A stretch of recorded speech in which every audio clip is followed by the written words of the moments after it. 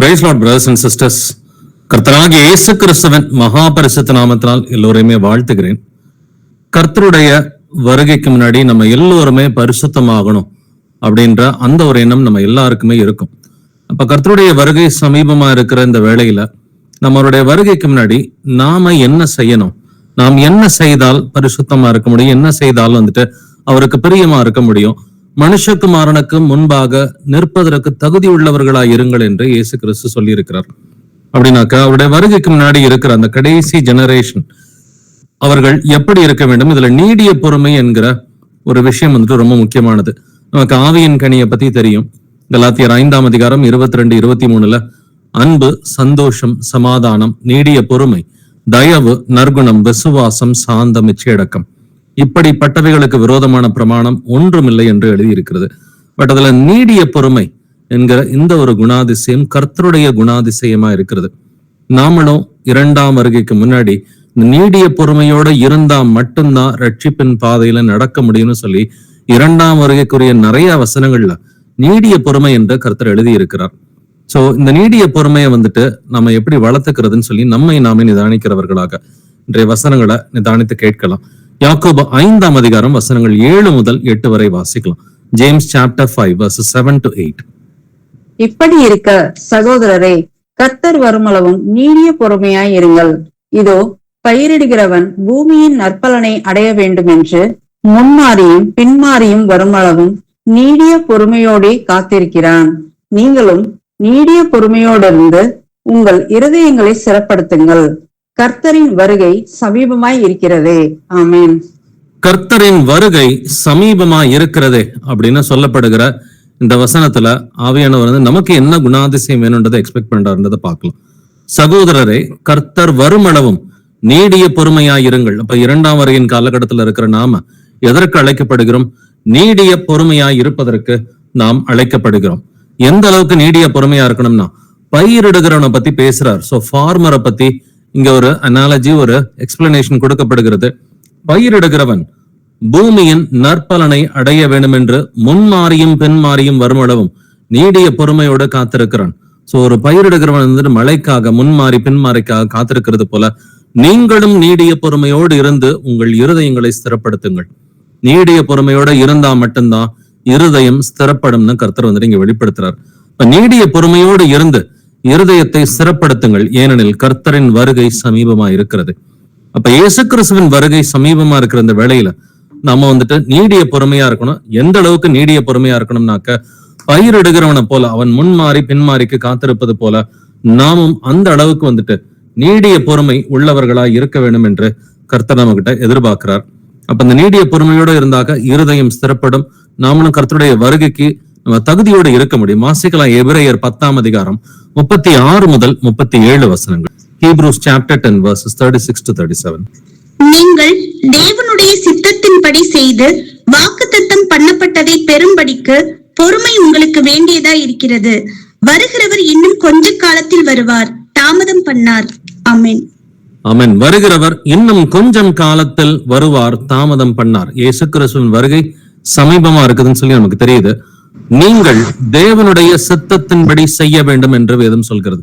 நீங்கள் தேவனுடைய சித்தத்தின்படி செய்து வாக்குத்தத்தம் பண்ணப்பட்டதை பெறும்படிக்கு பொறுமை உங்களுக்கு வேண்டியதா இருக்கிறது. இப்ப வாக்குத்தத்தம் பண்ணப்பட்டது என்னது? வாக்குத்தத்தம் பண்ணப்பட்டது நித்திய ஜீவன். நித்திய ஜீவனை அளிப்பேன் என்பதை கர்த்தர் நமக்கு செய்த வாக்குத்தத்தமா இருக்கிறது. அப்ப வாக்குத்தத்தம் பண்ணப்பட்ட நித்திய ஜீவனை நாம் அடைய வேண்டும் என்றால் நமக்கு என்ன தேவை? பொறுமை உங்களுக்கு வேண்டியதா இருக்கிறது. வருகிறவர் இன்னும் கொஞ்சம் காலத்தில் வருவார், தாமதம் பண்ணார். அப்ப பொறுமை, நீடிய பொறுமை என்பது ரொம்ப ரொம்ப முக்கியமானது. குறிப்பா இந்த கடைசி நாட்களிலே நீடிய பொறுமை என்பது இயேசு கிறிஸ்துவின் வருகைக்கு முன்னாடி பொறுமையை சோதிக்கிற காரியங்கள் எல்லாமே நடக்கும்னு இயேசு கிறிஸ்து சொல்லி இருக்கிறார். சோ என் பொறுமையை குறித்து சொல்லிய வசனங்களை நீ காத்து கொண்டபடியினால், இந்த வசனத்தை நம்ம பல தடவை வாசிச்சிருக்கிறோம். வெளிப்படுத்தின விசேஷம் 3:10 பிலடெல்பியா சபைக்கு கர்த்தர் சொல்றார், என் பொறுமையை குறித்து சொல்லிய வசனங்களை நீ காத்து கொண்டபடியினால் பூச்சக்கரத்தின் மீதெங்கும் எல்லோரையும் சோதிக்கும்படியாக வரப்போகிற அந்த சோதனை காலத்திற்கு தப்பும்படி நானும் உன்னை விலக்கி காப்பேன்றார்.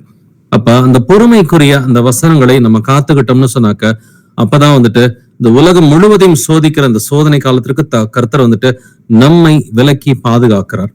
சோ இயேசு கிறிஸ்துவும் இந்த பொறுமையை பத்தி நிறையவே பேசியிருக்கிறாரு. வாசிக்கலாம். லூக்கா 21:19. லூக் 21:19. உங்கள் பொறுமையினால் உங்கள் ஆத்துமாக்களை காத்துக் கொள்ளுங்கள். ஆமென். உங்கள் பொறுமையினால் உங்கள் ஆத்துமாக்களை காத்துக் கொள்ளுங்கள். அப்ப ஆத்துமாக்களை காப்பாத்திக்கணும்னா எப்படி காப்பாத்திக்க முடியும்? பொறுமையினால் ஆத்துமாக்களை காப்பாத்திக்க முடியும். இதே போலதான் நம்ம யாக்கோபு 5ஆம் அதிகாரத்திலே வந்துட்டு 7-8 வசனங்கள்ல வாசிச்சோம். நீங்களும் நீடிய பொறுமையோடு இருந்து உங்கள் இருதயங்களை ஸ்திரப்படுத்துங்கள் என்று எழுதியிருந்தது. அப்ப நீடிய பொறுமையோடு இருந்தா இருதயம் ஸ்திரப்படும். நீடிய பொறுமையோடு இருந்தா உங்கள் ஆத்துமாக்களை உங்களால் காத்து கொள்ள முடியும். வாசிக்கலாம். ரோமர் 8ஆம் அதிகாரம் 25வது வசனம். ரோமன்ஸ் 8:25. நாம் காணாததை நம்பினோம் ஆகில் அது வருகிறதற்கு பொறுமையோடே காத்திருப்போம். ஆமென். நாம் காணாததை நம்பினோமாகில் அது வருகிறதற்கு பொறுமையோட காத்திருப்போம். நாம் எதற்காக பொறுமையோட காத்திருக்கிறோம்? எது காணாதது? தேவனுடைய ராஜ்யம் வரும் என்று நாம் பொறுமையோட காத்திருக்கிறோம்.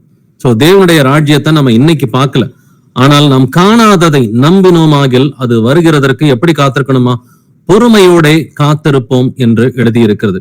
அப்ப இந்த நீடிய பொறுமை என்பது 2ஆம் வருகையில நம் இருதயம் ஸ்திரப்படுவதற்கும் நம்ம கர்த்தருடைய வருகையில வந்துட்டு நம்ம பொறுமையோடு இருந்தாதான் ஆத்துமாக்கள் ரட்சிக்கப்படும் என்றும் இங்க நிறைய வசனங்கள்ல வந்து தொடர்ந்து வந்துட்டு எழுதப்பட்டிருக்கிறது.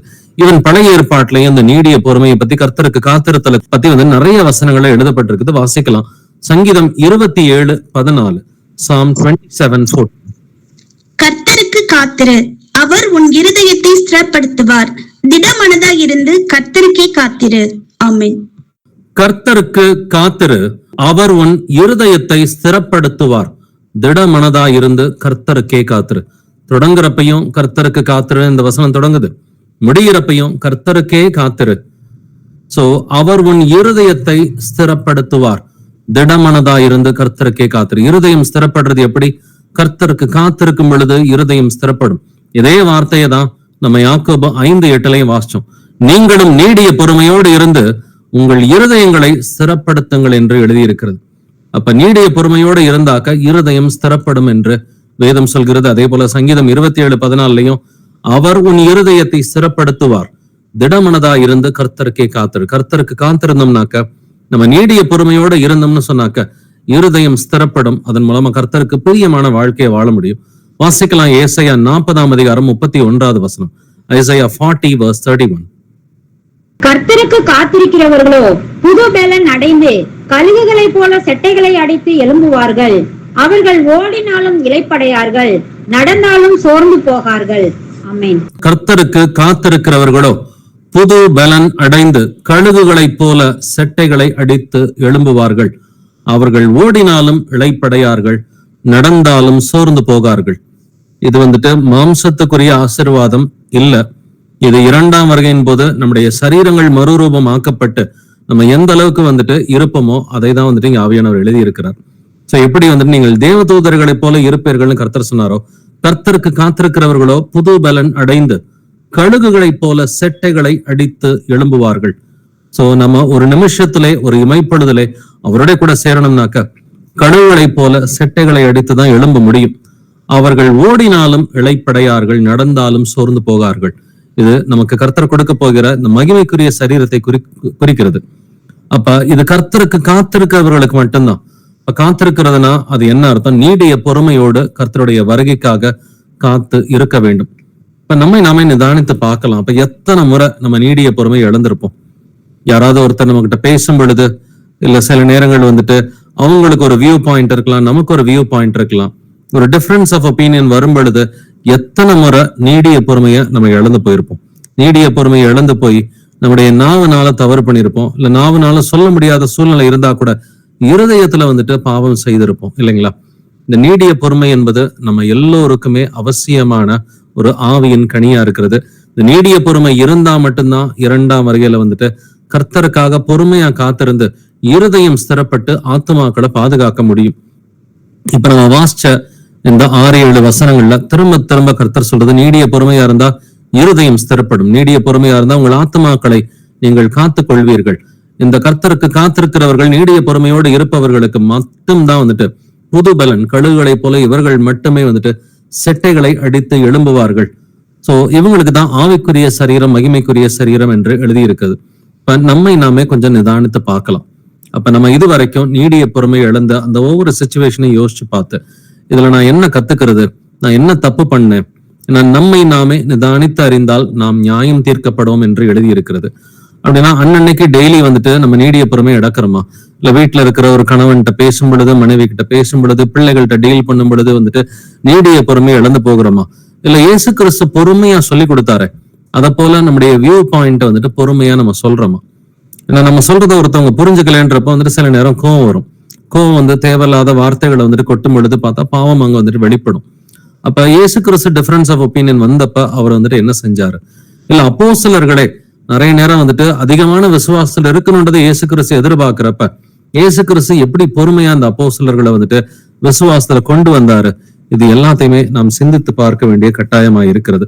வாசிக்கலாம் புலம்பல் 3வது அதிகாரம் வசனங்கள் 25 முதல் 26 வரைக்கும். Lamentations chapter 3 verses 25 to 26. தமக்கு காத்திருக்கிறவர்களுக்கும் தம்மை தேடுகிற ஆத்மாவுக்கும் கர்த்தர் நல்லவர். கர்த்தருடைய ரட்சிப்புக்கு நம்பிக்கையோடு காத்திருக்கிறது நல்லது. ஆமென். தமக்கு காத்திருக்கிறவர்களுக்கும் தம்மை தேடுகிற ஆத்மாவுக்கும் கர்த்தர் நல்லவர். கர்த்தர் யாருக்குங்க நல்லவர்? தமக்கு காத்திருக்கிறவர்களுக்கு, நீடிய பொறுமையோடு இயேசுவின் வருகைக்காக காத்திருக்கிறவர்களுக்கு, தம்மை தேடுகிற ஆத்மாவுக்கும் கர்த்தர் என்றென்றைக்கும் இயேசு கிறிஸ்து நல்லவராயிருக்கிறார். கர்த்தருடைய ரட்சிப்புக்கு நம்பிக்கையோடு காத்திருக்கிறது நல்லது என்று வேதம் சொல்லி கொடுக்கிறது. அப்ப காத்திருக்கிறதுனா நீடிய பொறுமையோடு இருக்கணும். இதைத்தான் காத்திருத்தல்னு சொல்லி கர்த்தர் சொல்றார். இயேசு கிறிஸ்து மத்தேயு 24:13 சொல்லி இருக்கிறாரு, முடிவு பரியந்தம் நிலைத்திருப்பவனே ரட்சிக்கப்படுவான். அப்ப இந்த நீடிய பொறுமைன்றது வந்துட்டு எப்ப நமக்கு வளருதுன்னு பாத்தீங்கன்னா, உபத்திரவத்திலே பொறுமையா இருங்கள் என்று வேதம் சொல்லி கொடுக்கிறது இல்லைங்களா? உபத்திரவம் வரும் பொழுது பொறுமையை கத்துக்க முடியும். சோ உபத்திரவத்துல பொறுமையா இருந்தாதான் நீடிய பொறுமை நமக்கு வந்துட்டு வளருகிறது. அப்ப உங்களுக்கு ஏதாவது ஒரு உபத்திரவம் இருக்குதா? உபத்திரவம் இருந்துச்சுன்னா நீடிய பொறுமையோடு இருங்க. உபத்திரவத்தை குறிச்சு நம்ம வந்துட்டு பொறுமுறதை காட்டிலும், நெகட்டிவா ஏதாவது சிந்திச்சு பேசுறதை காட்டிலும் வந்துட்டு உபத்திரவம் இருக்குதுனாக்க, உங்களுக்கு ஆபீஸ்லயோ வீட்லயோ இல்ல வேற ஏதாவது ஒரு இடத்துல உபத்திரவம் இருக்குதுன்னு சொன்னாக்க, நம்ம வந்துட்டு நீடிய பொறுமையா இருக்கிறதா நம்முடைய ஆத்மாவுக்கு மிகவும் நல்லதா இருக்கிறது. சோ இது ஒரு விஷயம். நம்ம வந்துட்டு கர்த்தருடைய வருகைக்கு முன்னாடி நீடிய பொறுமையா வந்துட்டு இருக்கணும். அப்பதான் இருதயம் ஸ்திரப்படும்ன்றாரு. இன்னொரு விஷயத்தையும் கர்த்தருடைய வருகைக்கு முன்னாடி நம்ம என்ன செய்யணும், என்ன செய்யக்கூடாது, இது எல்லாமே இந்த யாக்கோபு 5ஆம் அதிகாரத்துல எழுதி இருக்கிறது. நம்ம இன்னைக்கு வாசிக்கிற அந்த ஆங்கர் வசனங்கள் எல்லாமே பாத்தீங்கன்னா யாக்கோபு 5ஆம் அதிகாரத்துல 7 முதல் 20 வசனங்கள் வரைக்கும் இருக்கும். யாக்கோபு 5வது அதிகாரத்துல 7 முதல் 20 வசனங்கள் வரைக்கும் இதுதான் ஆங்கர் வசனங்களா இருக்கும். அதற்கு ரெஃபரன்சஸ் தான் நம்ம மற்ற வசனங்களை இன்னைக்கு எடுத்திருக்கிறோம். சோ எது செய்யணும், செய்யக்கூடாது வருகைக்கு முன்னாடி, இது எல்லாமே வந்துட்டு கர்த்தர் வந்துட்டு இந்த 13-14 வசனங்கள்ல சொல்லி இருக்கிறார். வாசிக்கலாம் யாக்கோபு 5வது அதிகாரம் 9வது வசனம். ஜேம்ஸ் 5:9. சகோதரரே, நீங்கள் நியாயம் தீர்க்கப்படாதபடிக்கு ஒருவருக்கொருவர் விரோதமாய் முறையிடாதிருங்கள். இதோ நியாயாதிபதி வாசற்படியில் நிற்கிறார். ஆமென். சகோதரரே, நீங்கள் நியாயம் தீர்க்கப்படாதபடிக்கு ஒருவருக்கு ஒருவர் விரோதமாய் முறையிடாதிருங்கள். இதோ நியாயாதிபதி வாசற்படியிலே நிற்கிறார். அப்ப சகோதரரே அப்படின்னு இங்க யார் அட்ரஸ் பண்றாரு அப்படின்னு சொன்னா சபையை தான் வந்துட்டு அட்ரஸ் பண்றாரு. நீங்கள் நியாயம் தீர்க்கப்படாதபடிக்கு ஒருவருக்கொருவர் விரோதமாய் முறையிடாதிருங்கள். இங்க ஒருவருக்கொருவர்ன்ற வார்த்தை சபையை பத்தி தான் இங்க பேசுறாரே ஒழிய இங்க வந்துட்டு குடும்பத்தை பத்தியோ இல்ல வந்துட்டு ஆபீஸ பத்தியோ இங்க அதிகமா பேசல. ஏன்னா அவர் அட்ரஸ் பண்றது சகோதரர் என்ன வந்துட்டு சபையில இருக்கிற சகோதர சகோதரிகளை தான் வந்துட்டு இங்க யாக்கோபு அட்ரஸ் பண்றாரு. நீங்கள் நியாயம் தீர்க்கப்படாதபடிக்கு ஒருவருக்கொருவர் விரோதமாய் முறையிடாதிருங்கள். அப்ப நம்ம வந்துட்டு ஆதி சபைகள்லயும் வந்துட்டு பாக்குறோம். சோ சில நேரம் ஒரு பிரச்சனைகள் வரும் பொழுது நேரடியா போய் பேசுவாங்க. அது ஆவியானவர் வந்துட்டு சார்ட் அவுட் பண்ணி கொடுத்துருவார். சோ எங்க கூட இருக்கிற அந்த விதவைகளுக்கு வந்துட்டு சாப்பாடு சரியா போடுறது இல்ல அப்படின்னு ஒரு சில கிரேக்கர்கள் புறஜாதிகள் போய் அப்போஸ்தலர்கள்ட்ட முறையிட்டப்ப உடனே ஓகே இதுதான் பிரச்சனையா, நம்ம சால்வ் பண்ணிடலாம் அப்படின்னு சொல்லிட்டு ஸ்தேவான் போன்ற பரிசுத்தாவி நிரம்பிய ஒரு 7 பேரை வந்துட்டு பந்தி பரிமாறுவதற்கு அவங்க ஏற்பாடு பண்றாங்க. ஏற்பாடு பண்ணோன்னா அந்த பிரச்சனை சால்வ் ஆயிடுச்சு. அப்படின்னாக்க ஒரு நிறை குறைகள் இருக்குது அப்படின்னு சொன்னாக்க ஆதி சபையில நடந்தது போலவே ஸ்ட்ரெயிட்டா போய் யாருக்கிட்ட கம்யூனிகேட் பண்ணுமோ அதை கம்யூனிகேட் பண்ணிட்டாக்க அது நலமா இருக்கும். ஏன்னா ஒருவருக்கொருவர் விரோதமாய் முறையிடாதிருங்கள் அப்படின்னாக்க நம்ம பேக் பைட்டிங் பண்றதுதான் ஆண்டவர் பேசுறார். சோ முறுமுறுக்கிறது கர்த்தருக்கு பிடிக்காதுன்றது நம்ம பழைய ஏற்பாடுல இதுக்கான பைபிள் ஸ்டடிஸ் எல்லாம் பண்ணியிருக்கிறோம். கர்த்தருக்கு விரோதமா முறுமுறுத்தாங்க, இல்ல மோசேக்கு விரோதமா முறுமுறுத்தத கர்த்தர் தனக்கு விரோதமாக முறுமுறுத்ததாக தான் அவர் எடுத்துக்கொண்டார். மோசேக்கும் ஆரோனுக்கு விரோதமாக முறுமுறுத்ததை தனக்கு விரோதமாக செய்தார். நான் ஏன் நம்ம இதை வந்துட்டு முறுமுறுக்கிறதோ இல்ல முறையிடுறதோ வந்துட்டு கூடாதுன்னு சொன்னாக்க, இதோ நியாயாதிபதி வாசற்படியில் நிற்கிறார். அப்ப நியாயாதிபதி இயேசு கிறிஸ்து வாசற்படியிலே வந்து நிற்கிறார். இவைகளெல்லாம் நீங்கள் இந்த சம்பவங்கள் எல்லாம் நடக்கும் பொழுது உங்கள் தலைகளை நிமிர்ந்து பாருங்கள்னு கர்த்தர் சொல்றார். இப்ப நம்ம இந்த கடந்த ஒரு 5 வருஷமா வந்துட்டு பார்த்துட்டு இருக்கோம். அவருடைய வருகைக்கான அடையாளங்கள் நிறையவே நடந்துட்டு இருக்குது. அப்ப கொரோனா வைரஸ் வந்தது, கொள்ளை நோய் வரும் என்று வேதம் சொல்கிறது 2ஆம் வருகையின் காலகட்டத்துல. அதே மாதிரி வந்துட்டு கொள்ளை நோய் வந்தது. அதே போல உக்ரைன் வார் தொடங்கியது, இன்ன வரைக்கும் முடியல. அடுத்து இஸ்ரேல சுத்தி இருக்கிற நாடுகள்ல காசா மற்றும் எல்லா பகுதிகளிலையும் போர் ஆரம்பிச்சது, இன்ன வரைக்கும் அந்த போர் முடிஞ்ச மாதிரி இல்ல. ஒவ்வொரு பகுதியா தான் வந்துட்டு கிளாக் வைஸா நடந்துகிட்டே வருது. சோ இப்ப நேத்து கூட வந்துட்டு பார்த்தாக்க இஸ்ரேலுக்கும் சிரியாவுல இருக்கிற ஒரு கூட்டத்துக்கும் வந்துட்டு பார்த்தாக்க ஸ்கர்மிஷஸ் எல்லாம் வந்துச்சு. அவங்க வந்துட்டு எல்லை பகுதியெல்லாம் கடந்து மக்கள் வந்துட்டு போயிருக்கிறாங்க அப்படின்றதெல்லாம் வந்துட்டு பாக்குறோம். இப்ப இயேசு கிறிஸ்துவின் வருகைக்கான அடையாளங்கள் நிறைய நடந்துகிட்டே வரப்ப, அப்ப நியாயாதிபதி எங்கே நிற்கிறார்? அவர் வாசற்படியில நிற்கிறார். இப்ப நியாயாதிபதி வாசற்படியில நிற்கிறார்னு சொன்னா நம்ம என்ன செய்யக்கூடாது? சகோதரர்கள் சகோதரிகள் ஒருவருக்கு ஒருவர் விரோதமாய் முறையிடக்கூடாது. தேவைப்பட்டா நேரடியா போய் பேசிக்கலாம். எப்படி பவுல் வந்துட்டு பேதர்கிட்ட போய் ஸ்ட்ரைட்டா போய் பேசினாரோ வந்துட்டு, எப்பா இந்த யூத முறைமைகளை கொண்டு வந்து புறஜாதிகள்ட்ட எல்லாம் திணிக்க கூடாதுப்பா அப்படின்னு நேரடியா போய் பேசினார் இல்லைங்களா? இல்ல ஆரம்பத்துல வந்துட்டு அந்த கிரேக்கர்கள் வந்துட்டு எங்களுடைய விதவைகளுக்கு வந்துட்டு ஒழுங்கா பந்தி விசாரிப்பு வந்துட்டு இல்லாம இருக்குது அப்படின்றத நேரடியா அப்போஸ்தலர்களுக்கு தெரியப்படுத்துறாங்க. உடனே கர்த்தர் வந்துட்டு சார்ட் அவுட் பண்ணி கொடுத்தாரு. அப்போஸ்தலர் 15ஆம் அதிகாரத்துல வாசிக்கிறோம், ஒரு சில பரிசேயர்களும் யூதர்களும் சேர்ந்து அவங்க மோசையினுடைய நியாயப்பிரமாணத்தை புறஜாதிகள் கடைபிடிக்கணும்னு சொல்லி சொல்லும் பொழுது அதுவும் ஒரு பிரச்சனையா தான் இருந்துச்சு. உடனே அப்போஸ்தலர்கள் வந்துட்டு ஒன்னா கூடுனாங்க. பவுலும் பர்னபாவும் வந்துட்டு அவங்க அந்தியோக்கியால இருந்து புறப்பட்டு எருசலேமுக்கு போனாங்க, உட்கார்ந்தாங்க, டிஸ்கஸ் பண்ணாங்க. ஒரே நாள்ல வந்துட்டு ஆவியானவர் வந்துட்டு சார்ட் அவுட் பண்ணி கொடுத்தாரு. புறஜாதிகளுக்கு மோசையினுடைய நியாயப்பிரமாணம் தேவையில்லை அப்படின்ற ஒரு முடிவை கொடுத்துட்டார். அதனாலதான் பின்னாடி உட்கார்ந்துகிட்டு நம்ம முறையிடுறத காட்டுல வந்துட்டு நம்ம டைரக்டா பேசி அதை சார்ட் அவுட் பண்ணணும். ஏன்னா இதுவும் கடைசி நாட்களில் ஒரு அடையாளமா தான் கர்த்தர் கொடுத்திருக்கிறாரு. கர்த்தர் வந்துட்டு நியாயாதிபதி வாசற்படியில நிற்கும் பொழுது நீங்க பாட்டு சும்மா உட்காந்துட்டு முறையிட்டுக்கிட்டு இருக்காதீங்கப்பா அப்படின்றத ஆண்டவர் வந்துட்டு தெரியப்படுத்துறாரு. பட் எதனால இந்த முறையிடுதல் நடக்குது அப்படின்றத நம்ம யோசிச்சு பார்த்தோம்னா, அடிப்படையில எங்கேயோ ஒரு கசப்பு, ஒரு மண்ணியாமை வந்துட்டு இருக்குது. வாசிக்கலாம் எபேசியர் 4ஆம் அதிகாரம் வசனங்கள் 31 முதல் 32 வரைக்கும். Ephesians chapter 4 verses 31 to 32. சகலவிதமான கசப்பும் கோபமும் மூர்க்கமும் கூக்குரலும் தூசணமும் மற்ற எந்த துர்க்குணமும் உங்களை விட்டு நீங்க கடவது. ஒருவருக்கொருவர் தயவாயும் மன உருக்கமாயும் இருந்து கிறிஸ்துவுக்குள் தேவன் உங்களுக்கு மன்னித்தது போல நீங்களும் ஒருவருக்கொருவர் மன்னியுங்கள். ஆமென். ஆமென். சகல விதமான கசப்பும் கோபமும் மூர்க்கமும் கூக்குரலும் தூஷணமும் மற்ற எந்த துர்குணமும் உங்களை விட்டு நீங்க கிடவது. இங்க உங்களை விட்டு நீங்க கிடவுதுன்னா யாரை பார்த்து சொல்றாரு? சபையை பார்த்து தான் சொல்றாரு. எபேசு சபையை பார்த்து தான் வந்துட்டு ஆவியானவர் எழுதுறாரு. உங்களுக்குள்ளார கசப்பு இருக்குது, அது நீங்கணும். உங்ககிட்ட கோபம் இருக்குது, அதுவும் நீங்கணும். மூர்க்கம், கூக்குரல், தூஷணம், நிறைய துர்குணங்கள் இருக்குது, இது எல்லாமே நீங்கணும்னு சொல்லி ஆவியானவர் வந்துட்டு எபேசு சபையை பார்த்து தான் எழுதுறார். மேலும் ஒருவருக்கொருவர் தயவாயும் மன உருக்கமாயும் இருந்து கிறிஸ்துவுக்குள் தேவன் உங்களுக்கு மன்னித்தது போல நீங்களும் ஒருவருக்கொருவர் மன்னியுங்கள். அப்படின்னா குடும்பத்துல ஏதாவது மனக்கசப்பு இருந்துச்சுன்னா மன்னிச்சே ஆகணும், வேற வழியே கிடையாது. சொந்தக்காரங்க மத்தியில ஒரு சொத்து பிரச்சனை இருக்குதா, ஆபீஸ்ல ஏதாவது பிரச்சனை இருக்குதா, மன்னிச்சுதான் ஆகணும். இல்ல யாரையாவது ஒருத்தர் மேல வந்துட்டு கோபம், எரிச்சல், விரோதம், வைராக்கியம், கசப்பு இருக்குதுன்னா அப்போஸ்தலர்கள் பேசினாப்புல நேரடியா பேசிட்டு மன்னிச்சுதான் வந்துட்டு ஆகணும். மன்னிச்சுட்டு தான் பேசுறதுக்கே போகணும். மன்னிக்காம பேச போனா இன்னொரு வாக்குவாதம் வந்துட்டு வந்துடும், இன்னொரு பெரிய சண்டை வந்துட்டு வந்துடும். அப்படின்னாக்கா நம்ம எதுவா இருந்தாலும் கிறிஸ்துவுக்குள்ளார மன்னிச்சுட்டு, ப்ராப்ளம்ஸ் இருந்துச்சுன்னா கூட அதை அட்ரஸ் பண்ணிக்கலாம். ப்ராப்ளம்ஸ் இருக்காதுன்னு கர்த்தர் சொல்லவே இல்லை. சோ ஆதி சபைகள்லயும் ப்ராப்ளம்ஸ் எல்லாம் வந்துட்டு இருந்துச்சு. பழைய ஏற்பாட்டுலயும் வந்துட்டு வனாந்தரத்துல இருந்த பிரச்சனைகளையும் நம்ம பாக்குறோம். குடிக்கிறதுக்கு தண்ணி இல்ல, சாப்பிடுறதுக்கு சாப்பாடு இல்ல, நான் வெஜிடேரியன் கிடைக்கல, அப்படின்ற மாதிரி நிறைய ப்ராப்ளம்ஸ் எல்லாம் ஃபேஸ் பண்ணாங்க. பட் கர்த்தர் எல்லாத்தையும் சால்வ் பண்ணாரு. அப்படின்னாக்கா மன்னியாமை இருக்கும் பொழுது ஆட்டோமேட்டிக்கா பாத்தீங்கன்னா ஒருவருக்கொருவர் விரோதமாய் முறையிடுதல் இது வந்துட்டு நிச்சயமா வந்துட்டு நடக்கும். எப்படி பழைய ஏற்பாட்டுல இந்த முறுமுறுத்தல் இருந்துச்சோ அதே மாதிரி புதிய ஏற்பாட்டையும் வந்துட்டு இந்த முறையிடுதல் இருக்கும். அது நமக்குள்ளரே இருக்கக்கூடாதுன்னு கர்த்தர் சொல்றாரு. இதுக்கெல்லாம் அடிப்படை காரணம் பார்த்தாக்க எங்கேயோ ஒரு கோபம், எங்கேயோ ஒரு விரோதம், எங்கேயோ ஒரு வருத்தம், ஒரு கசப்பு, ஒரு மன்னியாமை இருக்குது. அதனாலதான் சபையை பார்த்து கர்த்தர் சொல்றாரு, நீ மன்னிப்பா அப்படிங்கிறார்.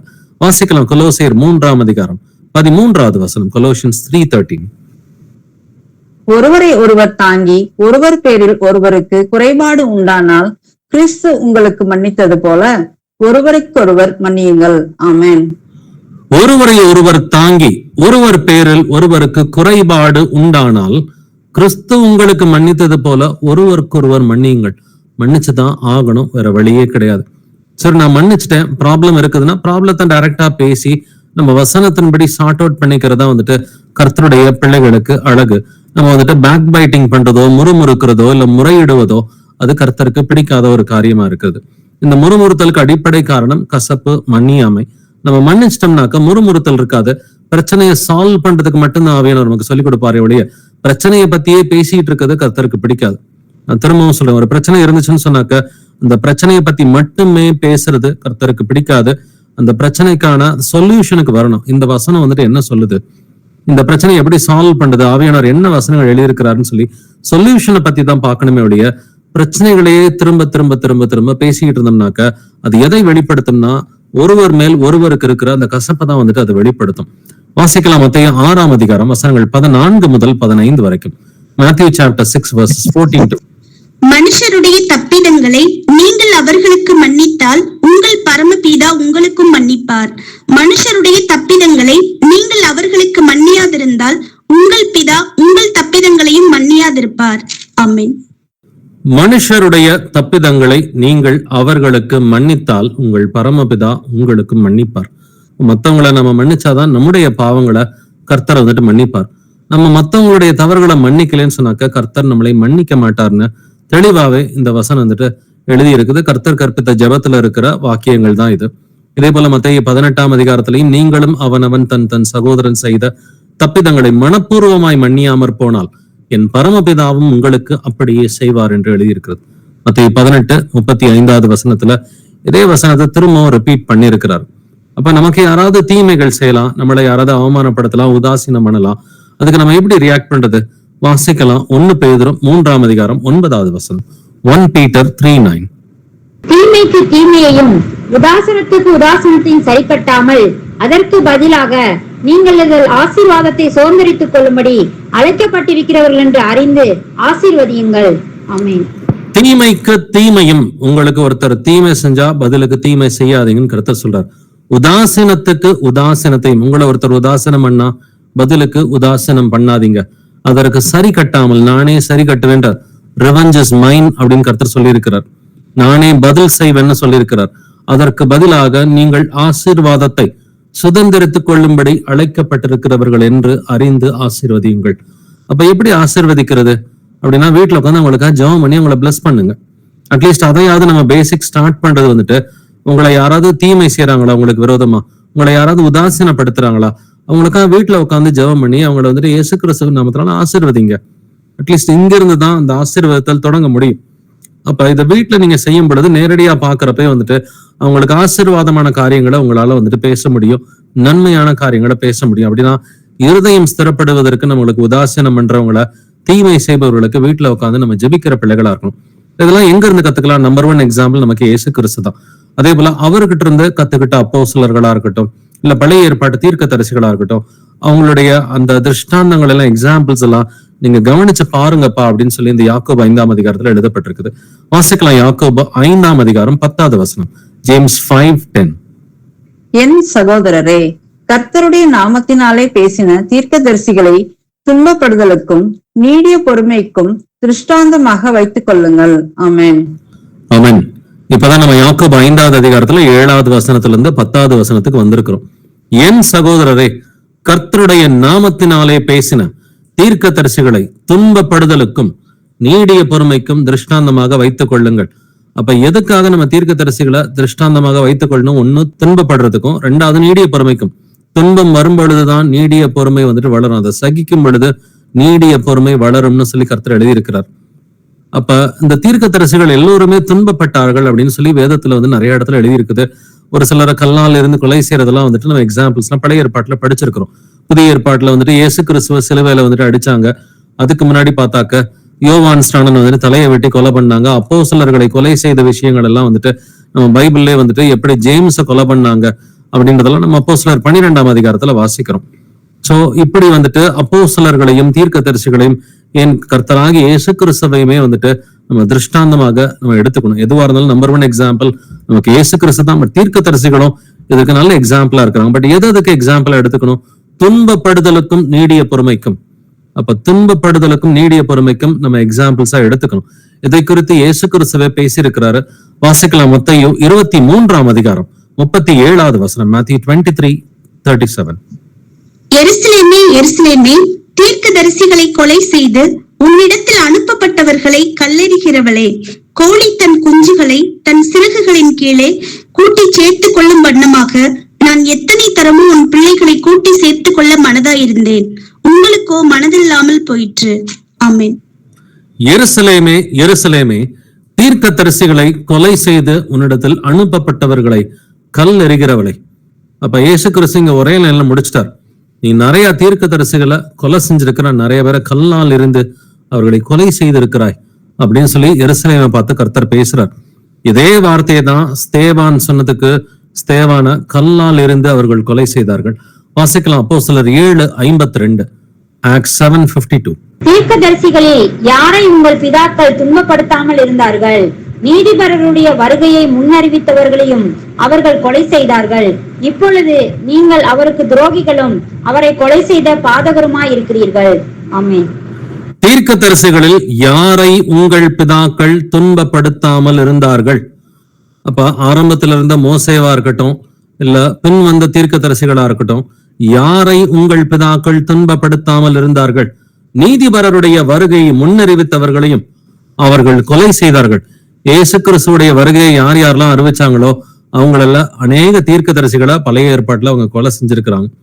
அதே போல வந்துட்டு இப்பொழுது நீங்கள் அவருக்கு துரோகிகளும் அவரை கொலை செய்த பாதகரமா இருக்கிறீர்கள்னு ஸ்தேவான் சொன்ன மாத்திரத்துல வந்துட்டு பார்த்தா ஸ்தேவானை கல்லால் அடிக்கணும்ன்றத அவங்க முடிவு பண்றாங்க. அப்ப இயேசு கிறிஸ்துவும் சொன்னாரு, தீர்க்கதரிசிகளை கொலை செய்தீர்கள். இங்க ஸ்தேவானும் வந்துட்டு சொல்றான். சோ இதனாலதான் வந்துட்டு யாக்கோபு இந்த தீர்க்கதரிசிகளுடைய வாழ்க்கை வரலாறுலாம் தெரிஞ்சதுனால சொல்றாரு. யாக்கோபு 5:10, கர்த்தருடைய நாமத்தினாலே பேசின தீர்க்கதரிசிகளை துன்பப்படுதலுக்கும் நீடிய பொறுமைக்கும் திருஷ்டாந்தமாக வைத்துக் கொள்ளுங்கள். ஏன் வந்துட்டு இங்க நீடிய பொறுமையை பத்தி யாக்கோபு பேசுறாரு? கர்த்தருடைய வருகை சமீபமா இருக்கிறதே, அதனால நீடிய பொறுமையா இருக்குன்னு 7வது வசனத்திலிருந்து 10வது வசனம் வரைக்கும் நீடிய பொறுமையை பத்தி தான் பேசுறார். நான் கர்த்தருடைய வருகையின் காலகட்டத்துல நீடிய பொறுமை ரொம்ப ரொம்ப அவசியமான ஒரு குணாதிசயமா இருக்கிறதுனால நீங்க தீர்க்கதரிசிகளுடைய வாழ்க்கையெல்லாம் பாருங்க, அவங்க துன்பப்பட்டாலும் நீடிய பொறுமையா இருந்தாங்க. இதுக்கு ஒரு நல்ல எக்ஸாம்பிள், துன்பப்பட்டாலும் நீடிய பொறுமையா இருந்ததுக்கு பாத்தீங்கன்னா எலியா தீர்க்கதரிசி. எலியா தீர்க்கதரிசியினுடைய உயிரை வாங்குறதுக்கு ஆகாப் ராஜாவும் அவனுடைய மனைவி வந்துட்டு ஏசபேலும் வந்துட்டு தேடுறாங்க. பட் இருந்தாலும் வந்துட்டு பார்த்தாக்க ஆகாப் ராஜாவுக்கு நல்லதை தான் வந்துட்டு எலியா செஞ்சார். வாசிக்கலாம். 1 ராஜாக்கள் 19:10, 1 Kings chapter 19 verse 10. அதற்கு அவன், சேனைகளின் தேவனாகிய கர்த்தருக்காக வெகு பக்தி வைராக்கியமாய் இருந்தேன். இஸ்ரவேல் புத்திரர் உமது உடன்படிக்கையை தள்ளிவிட்டார்கள். உம்முடைய பலிபீடங்களை இடித்து உம்முடைய தீர்க்கதரிசிகளை பட்டயத்தினால் கொன்று போட்டார்கள். நான் ஒருவன் மாத்திரம் மீதியாய் இருக்கிறேன். என் பிராணனையும் வாங்க தேடுகிறார்கள் என்றான். ஆமென். ஆமென். இஸ்ரவேல் புத்திரர் என்ன செஞ்சாங்கன்றத ரொம்ப டீடைல்டா இங்க இருக்குது. இஸ்ரவேல் புத்திரர் உடன்படிக்கையை தள்ளி விட்டார்கள். முதல்ல அவங்க பண்ணது உடன்படிக்கையை வேண்டாம்னு தூக்கி போட்டாங்க. அடுத்து உம்முடைய பலிபீடங்களை இடித்து உம்முடைய தீர்க்கதரிசிகளை பட்டயத்தினால் கொன்று போட்டார்கள். தொடர்ந்து 3வது வசனமா பாக்குறோம், தீர்க்கதரிசிகளை இவர்கள் இஸ்ரவேல் பிள்ளைகள் வந்துட்டு கொலை செய்திருக்கிறார்கள் அப்படின்றத வந்துட்டு பாக்குறோம். உம்முடைய தீர்க்கதரிசிகளை பட்டயத்தினால் கொன்று போட்டார்கள். நான் ஒருவன் மாத்திரம் மீதியா இருக்கிறேன். என் பிராணனையும் வாங்க தேடுகிறார்கள் அப்படின்னு அவன் கர்த்தர்கிட்ட வந்துட்டு அவன் முறையிடுறான். அப்ப தீர்க்கதரிசிகளை எதுக்கு திருஷ்டாந்தமா வச்சுக்கணும்? துன்பப்படுதலுக்கும் நீடிய பொறுமைக்கும் திருஷ்டாந்தமாக வைத்துக் கொள்ளுங்கள். ஏன்னா எல்லாருமே துன்பப்படுவோம்னு சொல்லி இயேசு கிறிஸ்துவே சொல்லி இருக்கிறார் வந்துட்டு. சோ நீங்க துன்பப்பட்டா ஆச்சரியப்படாதீங்கப்பா, நிச்சயமா உங்களுக்கு வந்துட்டு இந்த உலகத்தில் உபத்திரவம் உண்டு, திடன் கொள்ளுங்கள், ஆனாலும் இந்த உலகத்தை நான் ஜெயித்தேன்னு சொல்லி சொல்றார். இப்ப இந்த உலகத்துல உபத்திரவம் இருக்குன்னு இயேசு கிறிஸ்து தெளிவா சொல்லி இருக்கிறாரு. அதைத்தான் இங்க வந்துட்டு யாக்கோபும் நமக்கு 5வது அதிகாரத்துல ஞாபகப்படுத்துறாரு. குறிப்பா 2ஆம் வருகையின் காலகட்டத்துல வந்துட்டு துன்பப்படுதல் அவசியமா இருக்கிறதுனால நீடிய பொறுமையா இருந்தா மட்டும்தான் அந்த துன்பங்களை வந்துட்டு பொறுத்துக்க முடியும். சரி, இன்னைக்கு நாமளும் சத்தியத்தை அறிவிக்கும் பொழுது, சத்தியத்தை கடைபிடிக்கும் பொழுது நமக்கும் அநேக துன்பங்கள் வந்துட்டு வரும்.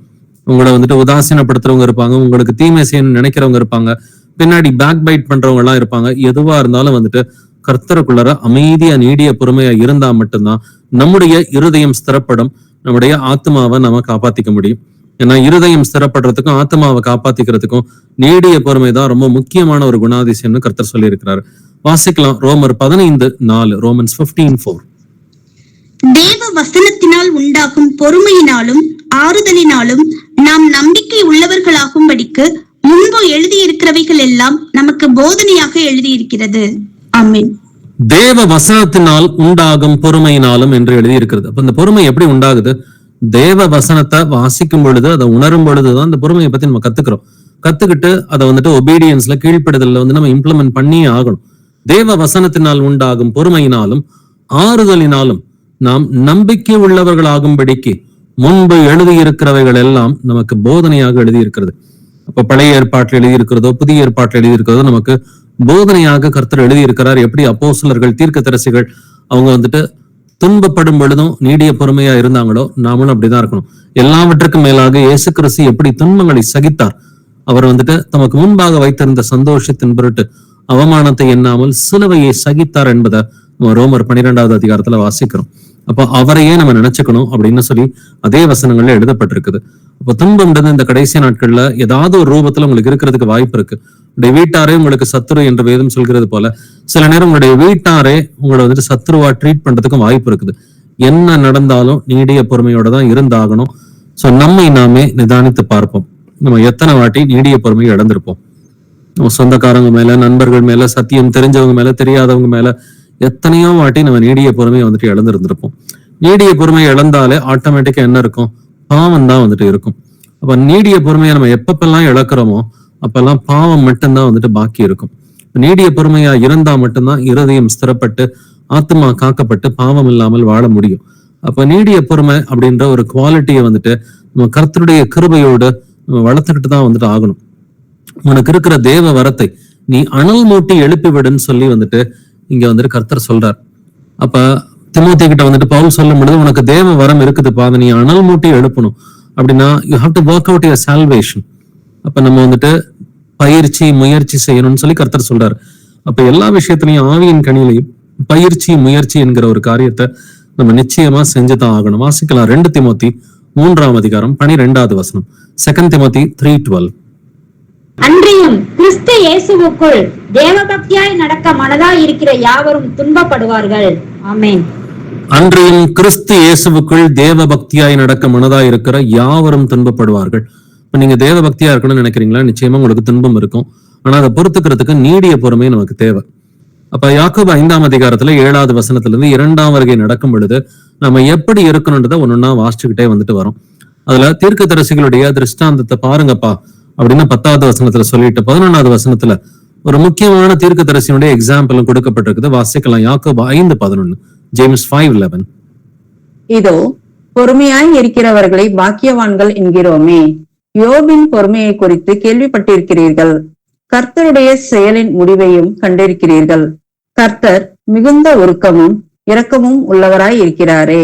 ஆமென். ஆமென். இதோ பொறுமையாய் இருக்கிறவர்களை பாக்கியவான்கள் என்கிறோமே. யோபின் பொறுமையை குறித்து கேள்விப்பட்டிருக்கிறீர்கள். யோபு எப்படி பொறுமையா இருந்தாரு? அப்ப சாத்தான் வந்துட்டு யோபுவை சோதிக்கணும்னு முடிவு பண்ணப்ப கர்த்தர்ட்ட பெர்மிஷன் வாங்கிட்டு தான் சோதிச்சான். கர்த்தரும் பெர்மிஷன் கொடுத்துறாரு. கொடுத்த பிறகு யோபனுடைய பிள்ளைங்க எல்லாம் ஒரே நாள்ல இறந்து போறாங்க. யோபனுடைய பிள்ளைங்க ஒரே நாள்ல இறந்து போறாங்க. அவனுடைய பிசினஸ் எல்லாம் ஒரே நாள்ல முடிஞ்சு போயிருது. அவனுடைய ஆடு மாடு எல்லாத்தையும் வந்துட்டு எதிரிகள் வந்துட்டு ஓட்டிட்டு போயிடுறாங்க. அப்ப அவனுடைய சொத்துக்கள் எல்லாம் போயிடுது.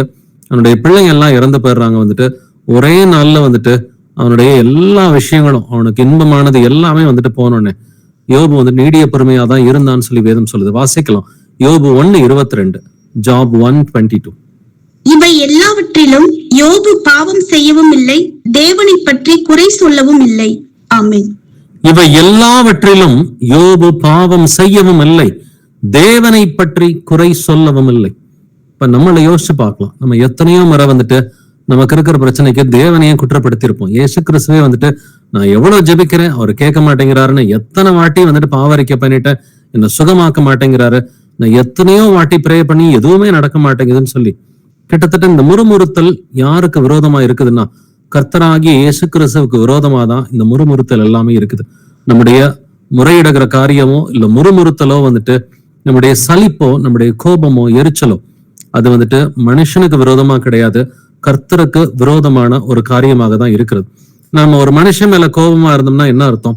ஒவ்வொரு மனுஷனும் வந்து தேவனுடைய சாயலாக படைக்கப்பட்டவர் தான். அப்படின்னா வந்துட்டு தேவனுடைய சாயல் மேல கோவப்பட்டோம்னாக்க தேவன் மேல கோவப்படுறதுக்கு சமமா தான் இருக்குது. அப்படின்னா எத்தனை முறை நம்ம நீடிய பொறுமையை இழந்திருக்கிறோமோ, நம்ம முறையிட்டு இருக்கிறோமோ, முறுமுறுத்திருக்கிறோமோ, அது தேவனுக்கு விரோதமான முறுமுறுத்தல் தான். அப்ப நீடிய பொறுமைன்றது ரொம்ப ரொம்ப அவசியமா இருக்கிறது.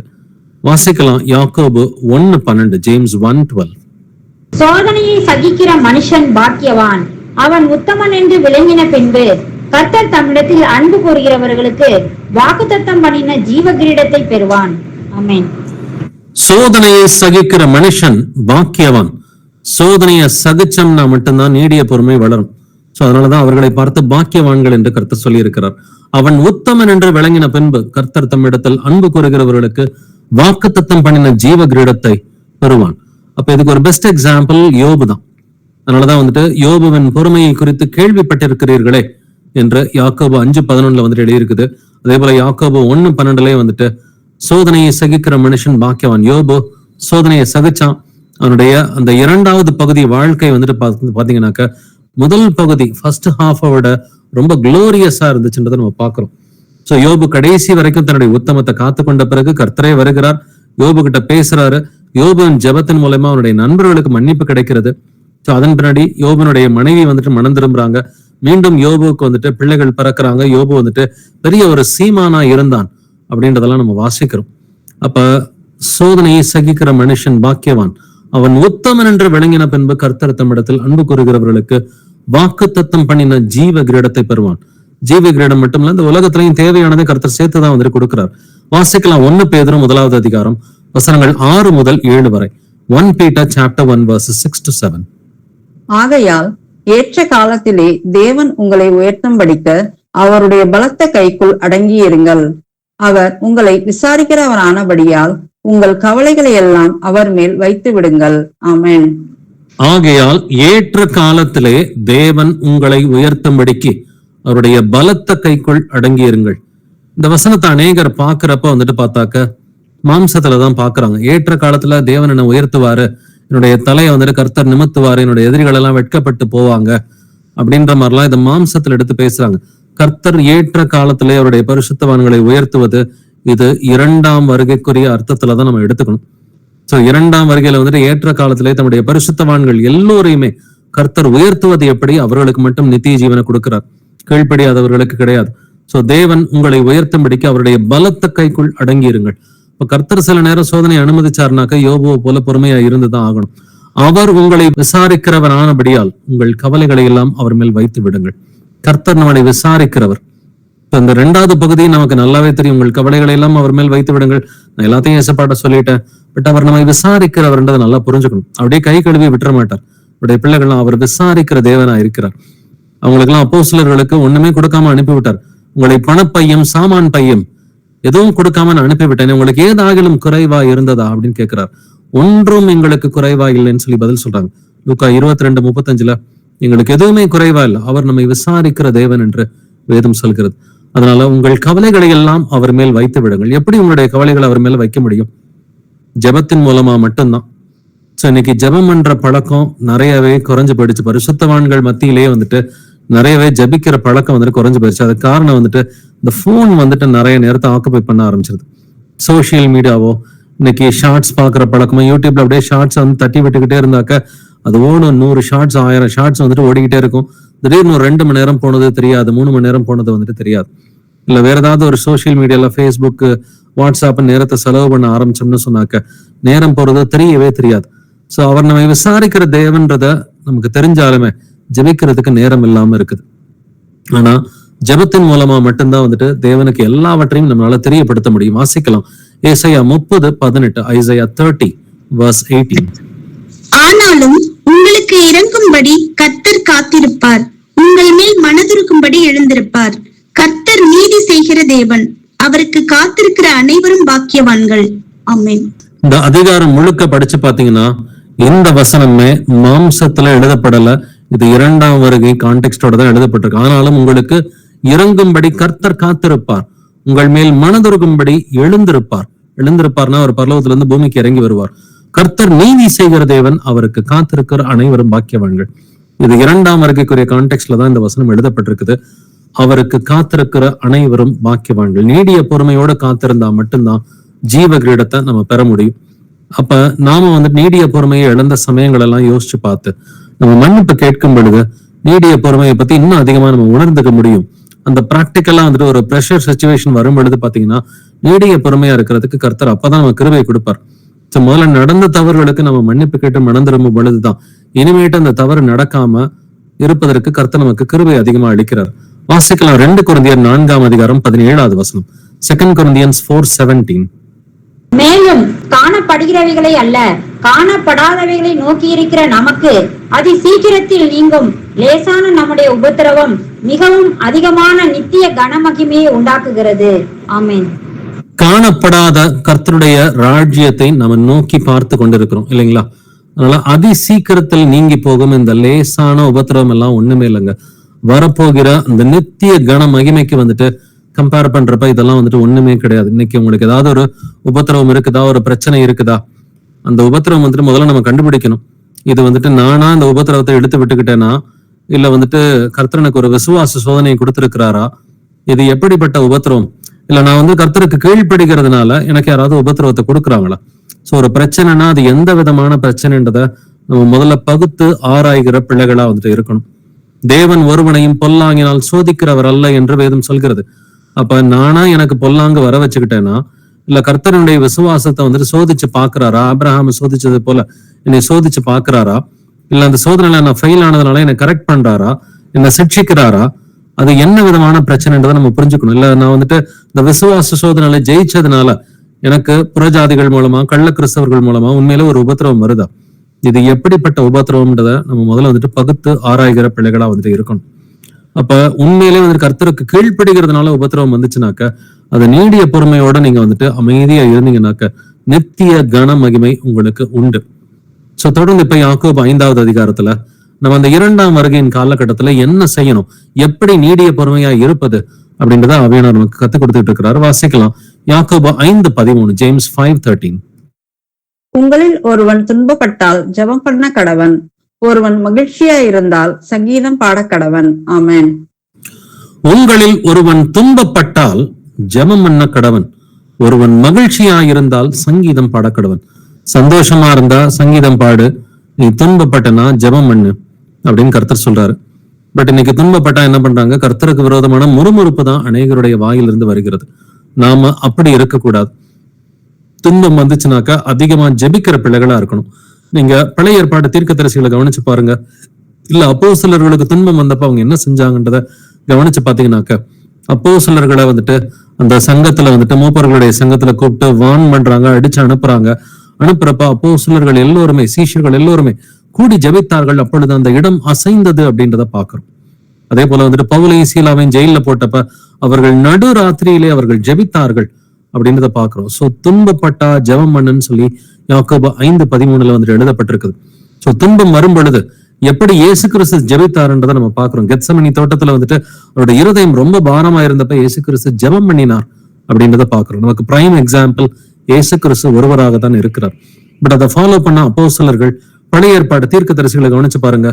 எஸ்ரா ஜெபம் பண்ணது அவர் துன்பப்பட்டப்பதான் ஜெபம் பண்ணார். அவருடைய இருதயத்துல ரொம்ப துக்கப்பட்டப்பதான் எஸ்ரா ஜெபம் பண்ணதை பாக்குறோம்.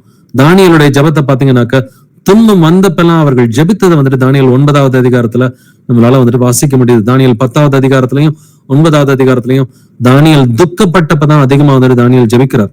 அதே போல நெகேமியா துக்கப்பட்டப்ப நெகேமியா ஜெபிக்கிறது நம்மளால பார்க்க முடியுது. அப்ப உங்களில் ஒருவன் துன்பப்பட்டால் ஜெபம் பண்ண கடவன். அப்ப உங்களுடைய துன்ப நேரத்துல நீங்க ஜெபிச்சிருக்கிறீங்களா? உங்களுடைய பழைய வாழ்க்கையை கொஞ்சம் நிதானிச்சு பாருங்க. ஜெபிச்சிருக்கிறோமா, இல்ல நம்மளுடைய ஃப்ரஸ்ட்ரேஷனை மத்தவங்க மேல போய் காமிச்சிருக்கிறோமா? இந்த பிரச்சனைக்கெல்லாம் நீதான் காரணம்னு சொல்லி யாரையாவது கை காமிச்சு நம்ம தப்பிச்சிருக்கிறதுக்கு பார்த்திருக்கிறோமா? சோ துன்பம் வந்துச்சுன்னா ஜெபிக்கிற பிள்ளைகளாய் நம்ம இருக்கணும். சந்தோஷமா இருந்தாக்க சங்கீதம் பாடுங்கள். வாசிக்கலாம். 1 தெசலோனிக்கர் 5:17, 1 Thessalonians 5:17. இடைவிடாமல் ஜெபம் பண்ணுங்கள். ஆமென். ஆமென். Pray without ceasing. இடைவிடாமல் ஜெபம் பண்ணுங்கள். சோ இடைவிடாமல்னா கேப்பே இருக்கக்கூடாது. சோ இன்னைக்கும் நாளைக்கும் கேப் இருக்கக்கூடாது. இல்ல இந்த வாரத்துக்கும் அடுத்த வாரத்துக்கும் பெரிய கேப்ஸ் எல்லாம் இருக்கக்கூடாது. சோ இன்னைக்கு ஜெபிக்கிறதுல பார்த்தாக்க, இல்ல பிரதர் எனக்கு அவ்வளவா டைம் எல்லாம் இல்ல, நான் வாரத்துக்கு ஒரு நாள் தான் நான் ஜெபம் பண்றேன், இல்ல சில சமயம் 2 வாரத்துக்கு ஒரு தடவை பைபிள் படிப்பேன், நீங்க வாரத்துக்கு ஒரு தடவை பைபிள் படிக்கிறீங்க, 2 வாரத்துக்கு ஒருக்க பைபிள் படிக்கிறீங்க, இல்ல 2 வாரத்துக்கு ஒருக்க ஜெபிக்கிறீங்கன்னு சொன்னாக்க நம்ம ஞானஸ்நானம் எடுத்தது பிரயோஜனமே இல்லை. நமக்கும் கர்த்தருக்கும் நடுவே வந்துட்டு ஒரு இடைவெளி இருக்கவே கூடாது. அதனாலதான் இடைவிடாமல் ஜெபம் பண்ணுங்கள். Pray without சீசிங். கேப் எல்லாம் கொடுக்கவே கூடாது. கொடுத்தீங்கன்னாக்க பிசாசு வந்து உட்காந்துக்குவான். அதனால நம்ம வேதம் வாசிக்கிறதோ, வேதத்தை ஆராய்ந்து பார்க்கிற காரியத்திலேயோ, இல்ல நம்ம பிரைவேட் ப்ரேயர் பண்றதுலயோ, ஃபேமிலியா ப்ரேயர் பண்றதுலயோ, ஃபேமிலியா உட்காந்து வேதத்தை ஆராய்ந்து பார்க்கிற காரியத்துல நம்ம இடைவிடாமல் இருக்கிற பிள்ளைகளா நம்ம வந்துட்டு இருக்கணும். நமக்கு ஒரு ஸ்டாப்பேஜ் வந்துட்டு இருந்துடக்கூடாது. ஒரு பெரிய கேப் நமக்கும் கர்த்தருக்கு நடுவுல இருந்துடக்கூடாது. ஏன்னா இருந்துச்சுன்னு சொன்னாக்க அதை ஈஸியா அந்த உலகத்தின் ஆவி மேற்கொண்டுரும். இடைவிடாமல் ஜெபம் பண்ணுங்கள் என்று எழுதியிருக்கிறது. இந்த கடைசி நாட்களில, கர்த்தருடைய வருகையின் நாட்களிலே நீடிய பொறுமையா இருக்கணும், இருதயங்களை ஸ்திரப்படுத்தணும், ஆத்மாவை காப்பாத்திக்கணும், இடைவிடாமல் ஜெபிக்கணும். சோ திருஷ்டாந்தமா இருந்த தீர்க்கதரிசிகளை நீங்களும் பார்த்துக்கிட்டு யோபுவை போல பொறுமையா இருங்க, எலியாவை போல பொறுமையா இருங்கன்னு சொல்லி இந்த யாக்கோபு 5வது அதிகாரம் நமக்கு சொல்லிக் கொடுக்கிறது. வாசிக்கலாம். பிலிப்பியர் 4வது அதிகாரம் 6வது வசனம். பிலிப்பியன்ஸ் 4:6. நீங்கள் ஒன்றுக்கும் கவலைப்படாமல் எல்லாவற்றையும் குறித்து உங்கள் விண்ணப்பங்களை சோத்திரத்தோடு கூடிய ஜெபத்தினாலும் வேண்டுதலினாலும் தேவனுக்கு தெரியப்படுத்துங்கள். ஆமென். நீங்கள் ஒன்றுக்கும் கவலைப்படாமல் எல்லாவற்றையும் குறித்து உங்கள் விண்ணப்பங்களை ஸ்தோத்திரத்தோட கூடிய ஜெபத்தினாலும் வேண்டுதலினாலும் தேவனுக்கு தெரியப்படுத்துங்கள். தேவனுக்கு தெரியப்படுத்திட்டீங்கன்னா நீங்க கவலைப்பட தேவையில்லைங்க. ஏன் உங்களுக்கு கவலை எல்லாம் ஜாஸ்தி ஆகுதுன்னா, தேவனுக்கு தெரியப்படுத்துறது கிடையாது. நானே பாத்துக்கிறேன், எனக்கு எல்லாமே தெரியும்னு சொல்லி நம்ம சுய புத்தியை வந்துட்டு சார்ந்து இருக்கிறோம். சுய புத்தியின் மேல் சாயாமல் உன் வழிகளில் எல்லாம் கர்த்தரை நினைத்துக்கொள் என்று வேதம் சொல்கிறது. அப்படின்னா ஒரு காரியம் செய்யறதுக்கு முன்னாடி, ஆண்டவரே இதை செய்யட்டா வேணாமா, இது உங்களுக்கு பிரியமா இல்லையா அப்படின்றத முதல்ல கர்த்தர்ட்ட கேட்கணும். சோ இன்னைக்கு வாழ்க்கையில சில நேரம் ஒரு பெரிய அடி விழுது, இல்ல வந்துட்டு சில நஷ்டங்கள் வருது, ஒரு பிரச்சனை வருது அப்படின்னு சொன்னாக்க அது ஏன் வருதுன்னா கர்த்தர்ட்ட கேட்காம அந்த காரியத்தை செஞ்சிருக்கிறோம். தேவனுடைய நன்மையும் பிரியமும் பரிபூர்ணமான சித்தத்தை வந்துட்டு பகுத்தறிஞ்சு உணர்ந்துதான் ஒரு காரியத்தை செய்யணும். நாமளே நம்ம இஷ்டத்துக்கு ஓகே இது செஞ்சா நல்லா இருக்கும், இது செஞ்சா எனக்கு பிடிச்சிருக்குது, இது லாபமா இருக்கும், இது எனக்கு மனசுக்கு ரம்யமா இருக்குது, என்னுடைய பார்வைக்கு வந்துட்டு இனிமையா இருக்குதுன்னு சொல்லி நமக்கு பிடிச்சதை நம்ம செஞ்சோம்னாக்க அதுல பிரச்சனைகள் தான் வரும். கர்த்தர் நம்மளை கரெக்ட் பண்ண ஆரம்பிச்சிருவாரு, சிக்ஷை வர ஆரம்பிச்சிடும். அப்படின்னா எதையுமே தேவனுக்கு தெரியப்படுத்துங்கள்னு எதுவும் சொல்கிறது. நீங்கள் ஒன்றுக்கும் கவலைப்படாமல் எல்லாவற்றையும் குறித்து உங்கள் விண்ணப்பங்களை ஸ்தோத்திரத்தோட கூடிய ஜெபத்தினாலும் வேண்டுதலினாலும் தேவனுக்கு தெரியப்படுத்துங்கள். அப்ப நம்ம வந்துட்டு அப்போஸ்தலர்களை போல ஜெபிக்கிற பிள்ளைகளா இருக்கணும். துன்பப்பட்டா ஜெபம் பண்ணுன்னு சொல்லி வேதம் சொல்லுது. சோ எப்பொழுதுமே இடைவிடாமல் ஜெபம் பண்ணுங்கள் என்று வேதம் சொல்லி கொடுக்கிறது. வாசிக்கலாம். சங்கீதம் 50 வசனம் 15. Psalm 50 verse 15. ஆபத்து காலத்தில் என்னை நோக்கி கூப்பிடு, நான் உன்னை விடுவிப்பேன், நீ என்னை மகிமைப்படுத்துவாய். ஆமென். ஆபத்து காலத்தில் என்னை நோக்கி கூப்பிடுன்னு சொல்லி கர்த்தர் சொல்றாரு. எப்படி கூப்பிடுறது? ஜெபத்தின் மூலமா தான் கூப்பிட முடியும். ஒரு துன்பப்பட்டால் ஜெபம் பண்ண கடவன் என்று வேதம் சொல்கிறது. அப்ப அந்த ஆபத்து நாட்களில் என்னை நோக்கி கூப்பிடு. தாவீது எப்படி தன்னுடைய ஆபத்து நாட்களில வந்துட்டு கர்த்தரை நோக்கி கூப்பிட்டான், கர்த்தர் எப்படி வந்துட்டு அவனுக்கு பதில் கொடுத்தாரு. சோ ஆபத்து நாட்களிலே கர்த்தரை நோக்கி நாம் கூப்பிட வேண்டும். எப்படி அப்போஸ்தலர்கள் கூப்பிட்டாங்க அப்படின்றதுக்கான ஒரு எக்ஸாம்பிள் வந்துட்டு நம்ம பார்க்கலாம். அப்போஸ்தலர் 16:25 வாசிக்கலாம். Acts 16:25. நடுராத்திரியிலே பவுலும் சீலாவும் ஜெபம் பண்ணி தேவனை துதித்து பாடினார்கள். காவலில் வைக்கப்பட்டவர்கள் அதை கேட்டுக் கொண்டிருந்தார்கள். ஆமென். நடுராத்திரியிலே பவுலும் சீலாவும் ஜெபம் பண்ணி தேவனை துதித்து பாடினார்கள். நடுராத்திரி அவங்க விலங்குகளால வந்துட்டு கட்டப்பட்டிருந்தாங்க, செயின்ஸ் எல்லாம் போட்டிருக்குது. ஆனா அவங்க என்ன பண்ணாங்க? ஜெபம் பண்ணி தேவனை துதித்து பாடினார்கள் என்பதை வந்துட்டு வாசிக்கிறோம். நீ சந்தோஷமா இருந்தா பாட்டு பாடுன்னு சொல்லி எழுதியிருக்கு. இவங்க துன்பப்பட்டவே பாட்டு பாடி இருக்கிறாங்க இல்லைங்களா? அப்ப இதுதான் வந்துட்டு அவங்க கர்த்தர் மேல வைத்திருந்த வந்துட்டு பெரிய அன்பு வந்துட்டு அப்போஸ்தலர்களை பார்த்து கத்துக்கிறதுக்கு நமக்கு நிறைய விஷயங்கள் வந்துட்டு இருக்குது. நடுராத்திரி அது. அப்ப பவுலும் சீலாவும் அவங்க ஜெபம் பண்ணப்ப அந்த இடம் அசைந்தது. ஒரு நிலநடுக்கம் வந்தது போல வந்துட்டு அந்த இடம் அசைந்தது. அந்த கேட்ஸ் எல்லாம் ஆட்டோமேட்டிக்கா ஓப்பன் ஆயிடுச்சுன்றதை நம்ம பாக்குறோம். எந்த அளவுக்குனாக்க அந்த சிறைச்சாலைக்காரனே வந்துட்டு பயந்து போய் தற்கொலை பண்ணிக்கிற அளவுக்கு அவன் போயிட்டான். அவனையும் காப்பாத்துற அளவுக்கு ஒரு அன்பு வந்துட்டு பவுலுகிட்டையும் சீலாகிட்டையும் வந்துட்டு இருந்துச்சு. அப்ப நம்ம கர்த்தர்கிட்ட இருந்தோம், கர்த்தருடைய பிள்ளைகள்ட்ட இருந்தும் கத்துக்க வேண்டிய விஷயங்கள் நிறைய இருக்கு. அதுல நீடிய பொறுமை ஒரு விஷயம். இன்னொன்னு வந்துட்டு ஒரு துன்பம் வரும் பொழுது ஜெபிக்கிறது, இடைவிடாமல் ஜெபிக்கிறது எப்படி, இதெல்லாம் நம்ம கத்துக்க வேண்டிய விஷயமா இருக்குது. வாசிக்கலாம். எரேமியா 33:3, ஜெரமியா 33:3. என்னை நோக்கி கூப்பிடு, அப்பொழுது நான் உனக்கு உத்தரவு கொடுத்து நீ அறியாததும் உனக்கு எட்டாததுமான பெரிய காரியங்களை உனக்கு அறிவிப்பேன். ஆமென். என்னை நோக்கி கூப்பிடுன்னு சொல்லி கர்த்தர் சொல்றார். அப்பொழுது நான் உனக்கு உத்தரவு கொடுத்து நீ அறியாததும் உனக்கு எட்டாததுமான பெரிய காரியங்களை உனக்கு அறிவிப்பேன்றார். அப்ப கர்த்தரை நோக்கி நீங்க கூப்பிடுறதுக்கு 1000 ரீசன்ஸ் இருக்குதுங்க. நீங்க துன்பம் வந்துச்சுன்னா கர்த்தரை நோக்கி கூப்பிடலாம், அவருடைய சித்தம் தெரியலன்னா கர்த்தரை நோக்கி கூப்பிடலாம், இல்ல உங்களுக்கு பைபிள்ல ஒண்ணு புரியலனாக்க கர்த்தரை நோக்கி நீங்க கூப்பிடலாம். நீங்க ஜெபிக்கிறதுக்கு 1000 ரீசன் இருக்கு. ஜெபிக்காம இருக்கிறதுக்கு ஒரே ஒரு ரீசன் தான் இருக்கு. கர்த்தர் ஃபர்ஸ்ட் ப்ரையாரிட்டி இல்லைன்னா நம்ம ஜெபிக்க மாட்டோம். இன்னைக்கே வந்துட்டு நம்ம ஞாயிற்றுக்கிழமை கூடுகைக்கு வரோம், மீதி 6 நாட்கள் என்ன பண்றோம் நம்மை நாமே யோசிச்சு பார்க்கலாம். டெய்லி வேதத்தை ஆராய்ந்து பார்க்கிறோமா? டெய்லி பிரைவேட்டா ஜெபிக்கிறோமா? டெய்லி வந்துட்டு மனைவி பிள்ளைகளோட உட்காந்து வேதத்தை ஆராய்ந்து பார்க்கிறோமா? பைபிளை பத்தி ஒரு 2 வசனமாச்சும் அட்லீஸ்ட் பேசுறோமா? குறைஞ்சபட்சம் ஒரு 2-3 வசனம் குடும்பமா உட்காந்து இந்த பைபிள் வசனத்தை பத்தி நம்ம ஒரு 5 நிமிஷம் 10 நிமிஷம் 1/4 மணி நேரமாவது பேசுறதுக்கு ஒரு வாய்ப்பு இருக்குதா? ஒரு ஃபேமிலி பிரேயர் நம்ம பண்றோமா? சோ இதெல்லாம் இருந்தாதான் வந்துட்டு நம்முடைய இருதயம் ஸ்திரப்பட்டு நீடிய பொறுமையா நம்மளால இருக்க முடியும். அப்பதான் நம்முடைய ஜெபங்களுக்கு கர்த்தர் பதில் கொடுக்கிறார். நம்முடைய ஜெபங்களுக்கு கர்த்தர் பதில் கொடுக்கிறாரு அப்படின்னு சொன்னா மட்டும்தான் நமக்கு அவருக்கு ஒரு உறவு இருக்குது. நம்முடைய ஜெபங்களுக்கு பதில் கிடைக்கலன்னா நமக்கு அவருக்கு ஒரு உறவே இல்லைன்னு சொல்லி அர்த்தம். வாசிக்கலாம் 1 யோவான் 5:14, 1 John 5:14. நாம் எதையாகிலும் அவருடைய சித்தத்தின்படி கேட்டால் அவர் நமக்கு செவி கொடுக்கிறார் என்பதே அவரை பற்றி நாம் கொண்டிருக்கிற தைரியம். ஆமென். நாம் எதையாகிலும் அவருடைய சித்தத்தின்படி கேட்டால், இங்க கவனிக்க வேண்டிய வார்த்தையே சித்தத்தின்படி கேட்கணும். நாம இஷ்டத்துக்கு பிரேயர் பண்ணாக்க அந்த பிரேயர்லாம் ஆண்டவர் ஆன்சர் பண்ண மாட்டாரு. அவருடைய சித்தத்தின்படி நம்ம வந்துட்டு கேட்டால் அவர் நமக்கு செவி கொடுக்கிறார் என்பதை அவரை பற்றி நாம் கொண்டிருக்கிற தைரியம். அவருடைய சித்தத்தின்படி ஜெபம் பண்ணாக்க எதுனாலும் கர்த்தர் கொடுப்பார். எலியாவை பத்தி இந்த அதிகாரத்துல வந்துட்டு எழுதி இருக்கிறது. சோ யாக்கோபு 5வது அதிகாரத்தை நம்ம ஆராய்ந்து பார்த்துட்டு இருக்கிறோம். இந்த 2ஆம் வருகையின் நாட்களிலே வந்துட்டு நம்ம எந்த அளவுக்கு நீடிய பொறுமையா இருக்கணும், எந்த அளவுக்கு நம்ம ஜெபிக்கணும், அப்போஸ்தலர்களையும் தீர்க்கதரிசிகளையும் எந்த அளவுக்கு திருஷ்டாந்தமா நம்ம எடுத்துக்கணும் அப்படின்னு சொல்லும் பொழுது இங்க யாக்கோபு இங்க எலியாவுடைய ஜெபத்தை பத்தி வந்துட்டு எழுதுறாரு. எலியா வந்துட்டு என்ன ஜெபம் பண்ணா, 3 வருஷம் மழையே பெய்யக்கூடாது ஆண்டவரே அப்படின்னு சொல்லி அந்த ஜெபத்தையும் கர்த்தர் கேட்டார். அப்ப தீர்க்கதரிசிகள் கர்த்தருடைய சித்தத்தை அறிந்து செய்த எல்லா ஜெபத்தையும் கர்த்தர் கேட்டார். இதைதான் நம்ம வந்துட்டு 1 யோவான் 5:14 வந்துட்டு வாசிக்கிறோம். நம்ம எதையாகிலும் அவருடைய சித்தத்தின்படி கேட்டால் அவர் நமக்கு செவி கொடுக்கிறார். வாசிக்கலாம் யாக்கோபு 5வது அதிகாரம் வசனங்கள் 17 முதல் 18 வரைக்கும். எலியா என்பவன் நம்மை போல பாடுள்ள மனுஷனாயிருந்தும் மழை பெய்யாதபடிக்கு கருத்தாய் ஜெபம் பண்ணினான். அப்பொழுது 3 வருஷமும் 6 மாதமும் பூமியின் மேல் மழை பெய்யவில்லை. மறுபடியும் ஜெபம் பண்ணினான். அப்பொழுது வானம் மழையை பொழிந்தது, பூமி தன் பலனை தந்தது. ஆமென். எலியா என்பவன் நம்மை போல பாடுள்ள மனுஷன். இதை நல்லா கவனிக்க வேண்டிய ஒரு வார்த்தை. அவர் ரொம்ப ஸ்பெஷலான ஒரு கேட்டகரி எல்லாம் கிடையாதுங்க. நம்மை போல பாடுள்ள மனுஷன் என்று எழுதி இருக்கிறது. ஆனால் அவன் கருத்தாய் ஜெபம் பண்ணினான்.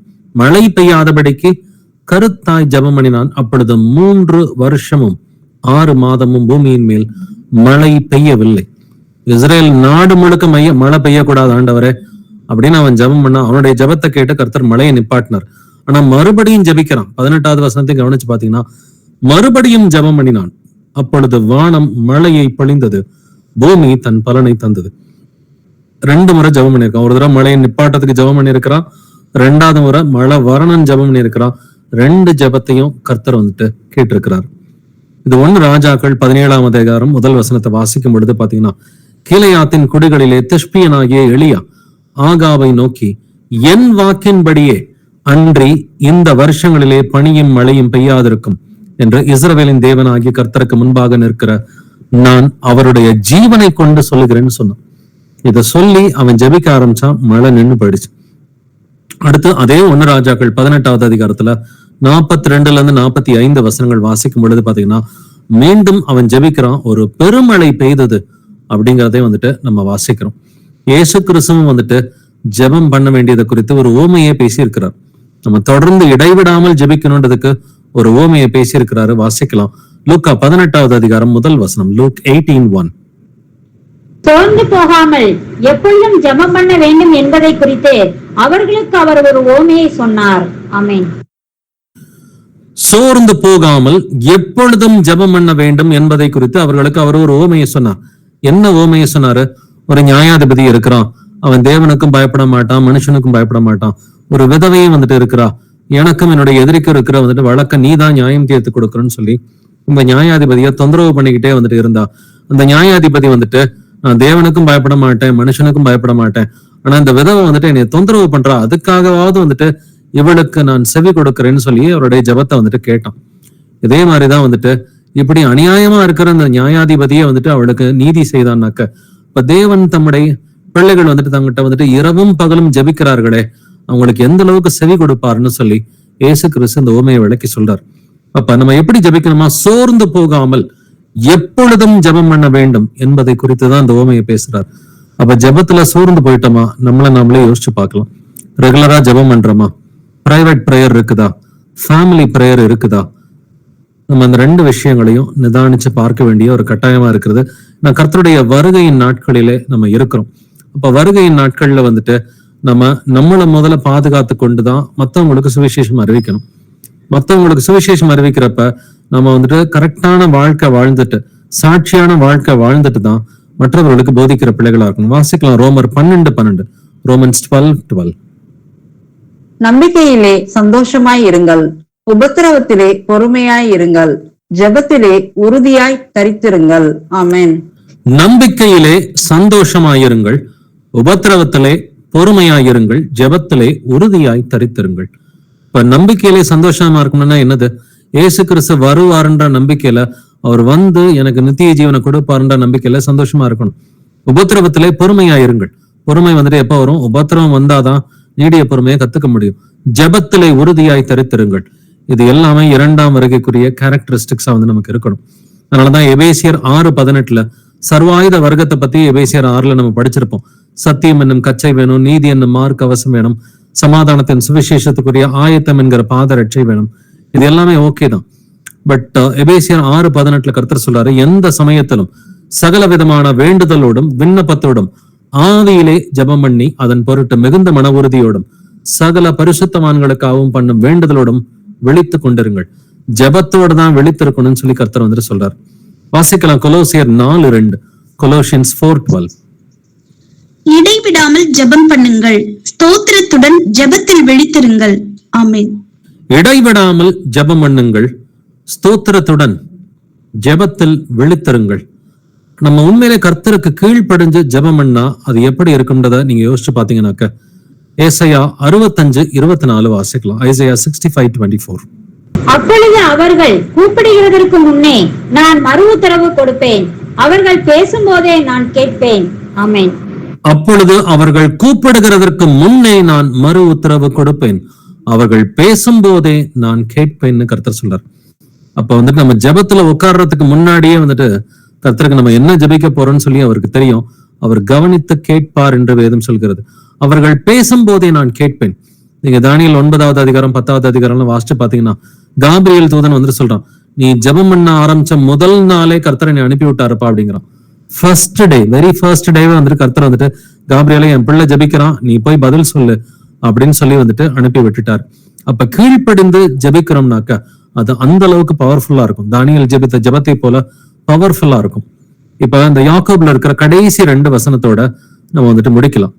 இந்த யாக்கோப் 5வது அதிகாரத்துல 2ஆம் வருகையின் காலகட்டத்துல நம்ம எந்த அளவுக்கு நீடிய பொறுமையா இருக்கணும், எந்த அளவுக்கு ஆத்மாக்களை காப்பாத்திக்கணும், எந்த அளவுக்கு அதிகமா ஜெபிக்கிற பிள்ளைகளா இருக்கணும், நீடிய பொறுமையா இருக்கிறதுக்கு நீங்க திருஷ்டாந்தமா தீர்க்கதரிசிகளை வைத்துக் கொள்ளுங்கள் என்று எழுதியிருக்கிறது. பட் அதே நேரத்துல ஆத்மாதாயமும் செய்யணும் அப்படின்றத சொல்லிதான் இந்த அதிகாரத்தை கர்த்தர் முடிக்கிறார். யாக்கோபு 5வது அதிகாரம் வசனங்கள் 19 முதல் 20 வரை வாசிக்கலாம். சகோதரரே, உங்களில் ஒருவன் சத்தியத்தை விட்டு விலகி மோசம் போகும்போது மற்றொருவன் அவனை திருப்பினால், தப்பிப்போன மார்க்கத்தினின்று பாவியை திருப்புகிறவன் ஒரு ஆத்மாவை மரணத்தினின்று ரட்சித்து திரளான பாவங்களை மூடுவான் என்று அறிய கடவன். ஆமென். சகோதரரே, உங்களில் ஒருவன் சத்தியத்தை விட்டு விலகி மோசம் போகும்போது மற்றொருவன் அவனை திருப்பினால், அப்ப யாராவது சத்தியத்தை தெரிஞ்சு பின்வாங்கி போயிட்டாங்கன்னாக்க அவங்கள மனம் திருப்புறதுக்கு நம்ம ட்ரை பண்ணணும்னு சொல்லி வேதம் சொல்லுது. சோ மற்றொருவன் அவனை திருப்பினால், தப்பிப்போன மார்க்கத்தினின்று பாவியை திருப்புகிறவன் ஒரு ஆத்துமாவை மரணத்தினின்று ரட்சித்து திரளான பாவங்களை மூடுவான் என்று அறிய கடவன். அன்பு திரளான பாவங்களை மூடும் என்று இன்னொரு வசனத்துல எழுதி இருக்கிறது. அப்படின்னாக்கா அன்புனால நம்ம ஏவப்பட்டு யாராவது வசனத்தை விட்டு பின்வாங்கி போயிட்டாங்கனாக்க அவங்களை எப்படியாவது சத்தியத்தை ஏத்துக்குங்கப்பா, மனம் திரும்புங்கப்பா, அவங்கள சும்மா வந்துட்டு வாங்க வாங்கன்னு கூப்பிடுறது பிரயோஜனமே இல்லை. யாராவது ஒருத்தர் சத்தியத்தை தெரிஞ்சுக்கிட்டு பின்வாங்கி போயிட்டாருன்னா வாங்க பிரதர்னு சொல்றதுல எந்த பிரயோஜனம் இல்லை. மனம் திரும்பி வாங்க பிரதர்னு சொல்லணும் இல்லைங்களா? இதுதான் நம்ம கிட்ட கர்த்தர் வந்துட்டு விரும்புறாரு.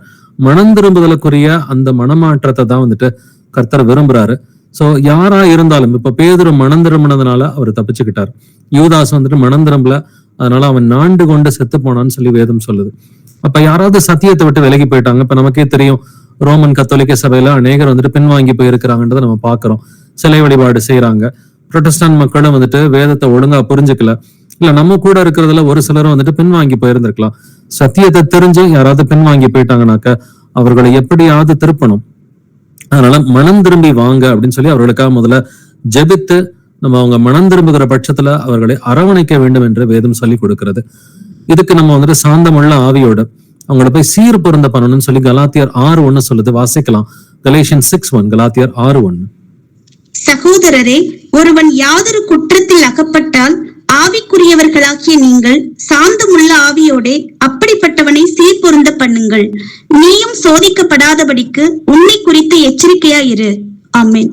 சகோதரரை, ஒருவன் யாதொரு குற்றத்தில் அகப்பட்டால் ஆவிக்குரியவர்களாகிய நீங்கள் சாந்தமுள்ள ஆவியோட அப்படிப்பட்டவனை சீர் பொருந்த பண்ணுங்கள். ஒருத்தருக்கு சீர் கெட்டு போயிருதுன்னு வச்சுக்கோங்களேன். சத்தியத்தை விட்டு விலகினா என்ன ஆகும்? சீர் கெட்டு போயிரும். நீயும் சோதிக்கப்படாதபடிக்கு உன்னை குறித்து எச்சரிக்கையாரு. நான் அவரை மணந்திருப்ப போறேன்னு சொல்லிட்டு நீங்க அவங்களுடைய வார்த்தைகள்னால நீங்க விழுந்து போயிடாதீங்கப்பா, ஜாக்கிரதையா இருங்க.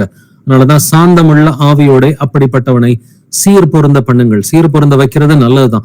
பட் சில நேரம் வந்துட்டு அவங்க சத்தியத்தை விட்டு விலகி போறாங்கன்னாலே வந்துட்டு அவங்களுக்குள்ளார இந்த உலகத்தின் ஆவி வந்துட்டு நிறையவே செயல்படும். சோ நீயும் ஜாக்கிரதையா இருந்துக்க. நீயும் அவங்களுடைய வார்த்தைகள்ல விழுந்து போயிடாத. எப்படியாவது மணந்திருப்ப முடிஞ்சா மணந்திருப்பு, அப்படி இல்லைனாக்க தூசியை உதறி விட்டுட்டு வந்துருன்னு சொல்லி கர்த்தர் சொல்றாரு. அப்ப இதனாலதான் வந்துட்டு கர்த்தர் நமக்கு இந்த ஒப்புரவாக்குதலின் ஊழியம் என்று ஒன்று கொடுத்திருக்கிறார். இந்த கடைசியா ஒரு 3 வசனத்தோட வாசிச்சு முடிக்கலாம். 2 கொரிந்தியர் 5வது அதிகாரம் வசனங்கள் 18 முதல் 20 வரை. தொடர்ந்து இந்த கடைசி 3 வசனங்களே வாசிச்சிடலாம். 2 Corinthians chapter 5 verses 18 to 20. இவையெல்லாம் தேவனாலே உண்டாயிருக்கிறது. அவர் இயேசு கிறிஸ்துவை கொண்டு நம்மை தம்மோட ஒப்புரவாக்கி ஒப்புரவாகுதலின் ஊழியத்தை எங்களுக்கு ஒப்பு கொடுத்தார். அது என்னவெனில், தேவன் உலகத்தாருடைய பாவங்களை எண்ணாமல் கிறிஸ்துவுக்குள் அவர்களை தமக்கு ஒப்புரவாக்கி ஒப்புரவாகுதலின் உபதேசத்தை எங்களிடத்தில் ஒப்புவித்தார். ஆனபடியினாலே தேவனானவர் எங்களை கொண்டு புத்தி சொல்கிறது போல நாங்கள் கிறிஸ்துவுக்காக தானாதிபதிகளாய் இருந்து தேவனுடைய ஒப்புரவாகுங்கள் என்று கிறிஸ்துவ நிமித்தம் உங்களை வேண்டிக் கொள்கிறோம். ஆமென். கிறிஸ்துவ நிமித்தம் என்ன வேண்டிக்கிறோம்? ஒப்புரவாகுங்கப்பா. இந்த ஒப்புரவாகுதல்ன்ற வார்த்தை இந்த 3 வசனத்திலயுமே வந்திருக்கு. ஒப்புரவாகுதல் என்னது? ரெக்கன்சிலியேஷன் இல்லைங்களா? முதல்ல ரெக்கன்சிலியேஷன் கர்த்தரோட தான் நமக்கு வேணும். 2வது மனிதர்களோட ரெக்கன்சிலியேஷன், ஒப்புரவாகுதல் வேணும். இவையெல்லாம் தேவனாலே உண்டாயிருக்கிறது. அவர் இயேசு கிறிஸ்துவை கொண்டு நம்மை தம்மோட ஒப்புரவாக்கி. சோ மனிதர்கள் எல்லோரையுமே வந்துட்டு தேவனோட வந்துட்டு ஒப்புரவாக்குனது இயேசு கிறிஸ்துவின் சிலுவை மரணம். ஒப்புரவாக்குதலின் ஊழியத்தை எங்களுக்கு ஒப்பு கொடுத்தாரு. எப்பா, நீங்க பாவத்தை அறிக்கை பண்ணுங்கப்பா, தேவனோட ஒப்புரவாகுங்க. மனிதர்கள் மேல யாராவது கோபம் இருந்துச்சுன்னா அவங்களுடைய ஒப்புரவாகுங்க. சோ இதைத்தான் கர்த்தர் சொல்றாரு வந்துட்டு, நீ எங்கிட்ட ஜெபிக்க வரதுக்கு முன்னாடி உன் காணிக்கை அப்படியே வச்சுட்டு உன்னுடைய சகோதரன் உன்னை பத்தி தப்பா நினைச்சுக்கிட்டு இருந்தானா இப்ப முதல்ல அவனுடைய ஒப்புரவாகு என்று கர்த்தர் சொல்லி இருக்கிறார். மத்தேயு 5:23 இதான் எழுதியிருக்கு. ஒப்புரவாகுதல், ரெக்கன்சிலியேஷன் ரொம்ப ரொம்ப முக்கியம். மனிதர்களோட ஒப்புரவாயிட்டு தான் கர்த்தரை ஜெபமே பண்ணணும்னு சொல்லி கர்த்தரை பேசி இருக்கிறார். அதே போல 2 கொரிந்தியர் 5:19 தேவன் உலகத்தாருடைய பாவங்களை எண்ணாமல், மத்தவங்களுடைய பாவத்தை நினைச்சுக்கிட்டே இருக்காதீங்க. ஏன்னா தேவன் வந்துட்டு உலகத்தாருடைய பாவங்கள்னா என்னது? என்னுடைய பாவத்தை அவரு நினைக்கவே இல்லை. உலகத்தாருடைய பாவங்களை அவர் எண்ணாமல் கிறிஸ்துவுக்குள் அவர்களை தமக்கு ஒப்புரவாக்கி ஒப்புரவாக்குதலின் உபதேசத்தை எங்களுக்கு ஒப்புவித்தார். ஒப்புரவாக்குதலின் ஊழியம்னு 18வது வசனத்துல சொல்லுது. ஒப்புரவாக்குதலின் உபதேசம் என்று 19வது வசனம் சொல்லுது. சோ ஒப்புரவாக்குதலின் ஊழியம், மினிஸ்ட்ரி ஆஃப் ரெக்கன்சிலியேஷன். ஒப்புரவாக்குதலின் உபதேசம், வேர்ட் ஆஃப் ரெக்கன்சிலியேஷன். 2 கொரிந்தியர் 5:20 நாங்கள் கிறிஸ்துவுக்காக ஸ்தானாபதிகளாய் இருந்து தேவனுடைய ஒப்புரவாகுங்கள் என்று கிறிஸ்துவ நிமித்தம் உங்களை வேண்டிக் கொள்கிறோம். இண்டிவிஜுவல்ஸ் டைம் போய் நம்ம வந்துட்டு என்ன சொல்றோம்? எப்பா தேவனுடைய ஒப்புரவாகுங்கள்ப்பா. யார்கிட்ட மனிதர்கள்ட்ட பிரச்சனை இருந்தாலும் அவங்களுடைய ஒப்புரவாகுங்க. சோ இந்த மினிஸ்ட்ரி ஆஃப் ரெக்கன்சிலியேஷன், தப்பி போன மார்க்கத்திலிருந்து யாராவது பின்வாங்கி போயிட்டாக்க இப்ப தேவனுடைய ஒப்புரவாகுங்க, மனிதர்களுடைய ஒப்புரவாகுங்கன்னு சொல்லி எப்படியாவது அந்த ஆத்மாவை சாந்தமுள்ள ஆவியோட சீர் பொருந்த பண்ணணும். சோ இப்ப இன்னைக்கு நாம பார்த்த பைபிள் ஸ்டடியில பாத்தீங்கன்னா யாக்கோபு 5வது அதிகாரத்தை தான் 7வது வசனத்துல இருந்து 20வது வசனம் வரைக்கும் நம்ம ஆராய்ந்து பார்த்துக்கிட்டே வந்துட்டு வந்தோம். அதுல 7வது வசனத்துல சகோதரரை கர்த்தர் வருமளவும் நீடிய பொறுமையாயிருங்கள் என்று எழுதியிருக்கிறது. எப்படி பயிரிடுகிறவன் வந்துட்டு முன் மாறிக்கும் பின் மாறிக்கும் வந்துட்டு நீடிய பொறுமையோடு காத்திருக்கிறவனோ, நாமும் அதே போல நீடிய பொறுமையோடு இருந்து உங்கள் இருதயங்களை ஸ்திரப்படுத்துங்கள், கர்த்தருடைய வருகை சமீபமா இருக்கிறதே அப்படிங்கிறத 7-8 வசனத்துல வாசிச்சோம். இப்ப கர்த்தருடைய வருகை சமீபமா இருக்குதுன்னா நம்ம என்ன செய்யணும்? முதலாவது நீடிய பொறுமையாய் இருக்க வேண்டும். அடுத்து 9வது வசனத்துல சகோதரரை நீங்கள் நியாயம் தீர்க்கப்படாதபடிக்கு ஒருவருக்கொருவர் விரோதமாய் முறையிடாதிருங்கள், இதோ நியாயாதிபதி வாசற்படியிலே நிற்கிறார். இயேசு கிறிஸ்து வாசப்படியில் நிற்கிறார், எப்ப வேணா அவர் வரலாம். அதனால ஒருவருக்கு ஒருவர் விரோதமாக முறையிடாமல் மட்டும் இருங்க. ஏதாவது பிரச்சனை இருந்துச்சுன்னா முதல்ல ஜெபத்துல மன்னிச்சுட்டு நேரடியா போய் பேசிக்கங்க. பின்னாடி உட்காந்துட்டு பேக் பைட்டிங் பண்றது கர்த்தருக்கு பிடிக்காது. முறுமுறுத்தலோ முறையிடுதலோ கர்த்தருக்கு பிடிக்காத அவருடைய வருகையின் நாட்களா இருக்குது. ஜாக்கிரதையா இருங்கன்னு சொல்லி அவர் சொல்லி கொடுக்கிறார். அதே போல எப்படி வந்துட்டு பழைய ஏற்பாட்டுல தீர்க்கதரிசிகள் அவங்க துன்பப்படுதலுக்கும் நீடிய பொறுமைக்கும் திருஷ்டாந்தமா இருந்தாங்களோ அவங்களுடைய எக்ஸாம்பிள்ஸ் பாருங்கப்பான்னு சொல்லி 10வது வசனத்துல கர்த்தர் சொல்றார். கர்த்தருடைய நாமத்தினாலே பேசின தீர்க்கதரிசிகளை துன்பப்படுதலுக்கும் நீடிய பொறுமைக்கும் திருஷ்டாந்தமாக வைத்துக் கொள்ளுங்கள். அப்ப இந்த நீடிய பொறுமை துன்பம் வரும்பொழுது நீடிய பொறுமையா இருக்க முடியும், நீடிய பொறுமை வளரும் என்று வேதத்தில் எழுதியிருக்கிறது. அதுக்கு ஒரு எக்ஸாம்பிள் தான் வந்துட்டு யோபுவனுடைய பொறுமையை குறித்து கேள்விப்பட்டிருக்கிறீர்கள்னு சொல்லி 11வது வசனத்திலையும் ஆவியானவர் எழுதியிருக்கிறார். அப்ப நம்ம இந்த மாதிரி சூழ்நிலையில அதிகமா செய்ய வேண்டியது வந்துட்டு நம்ம வந்துட்டு ஜெபம் பண்ணணும்னு சொல்லி 13வது வசனம் எழுதியிருக்கு. உங்களில் ஒருவன் துன்பப்பட்டால் ஜெபம் பண்ண கடவன், ஒருவன் மகிழ்ச்சியா இருந்தால் சங்கீதம் பாட கடவன். அடுத்த 2 வசனங்களையும் ஜெபத்தை பத்தி தான் பேசியிருக்கிறார். உங்களில் ஒருவன் வியாதிப்பட்டால் சபையின் மூப்பர்களை வரவழைப்பானாக, அவர்கள் கர்த்தருடைய நாமத்தினாலே எண்ணெய் பூசி அவனுக்காக ஜெபிப்பார்கள் என்று வேதம் சொல்கிறது. நீதிமானுடைய ஜெபம் வந்துட்டு மிகவும் பலனுள்ளதா இருக்கிறது. அவன் பாவம் செய்தவனானால் கர்த்தர் அவனை மன்னிப்பார், அவனை வந்துட்டு எழுப்புவார்ன்னு சொல்லி நமக்கு அடுத்த 2 வசனங்கள் வந்துட்டு சொல்லிக் கொடுக்கிறது. ஆனாலும் நம்முடைய பாவங்களை ஒருவருக்கொருவர் அறிக்கையிட வேண்டும் என்றும் இந்த அதிகாரத்துல எழுதி இருக்கிறது.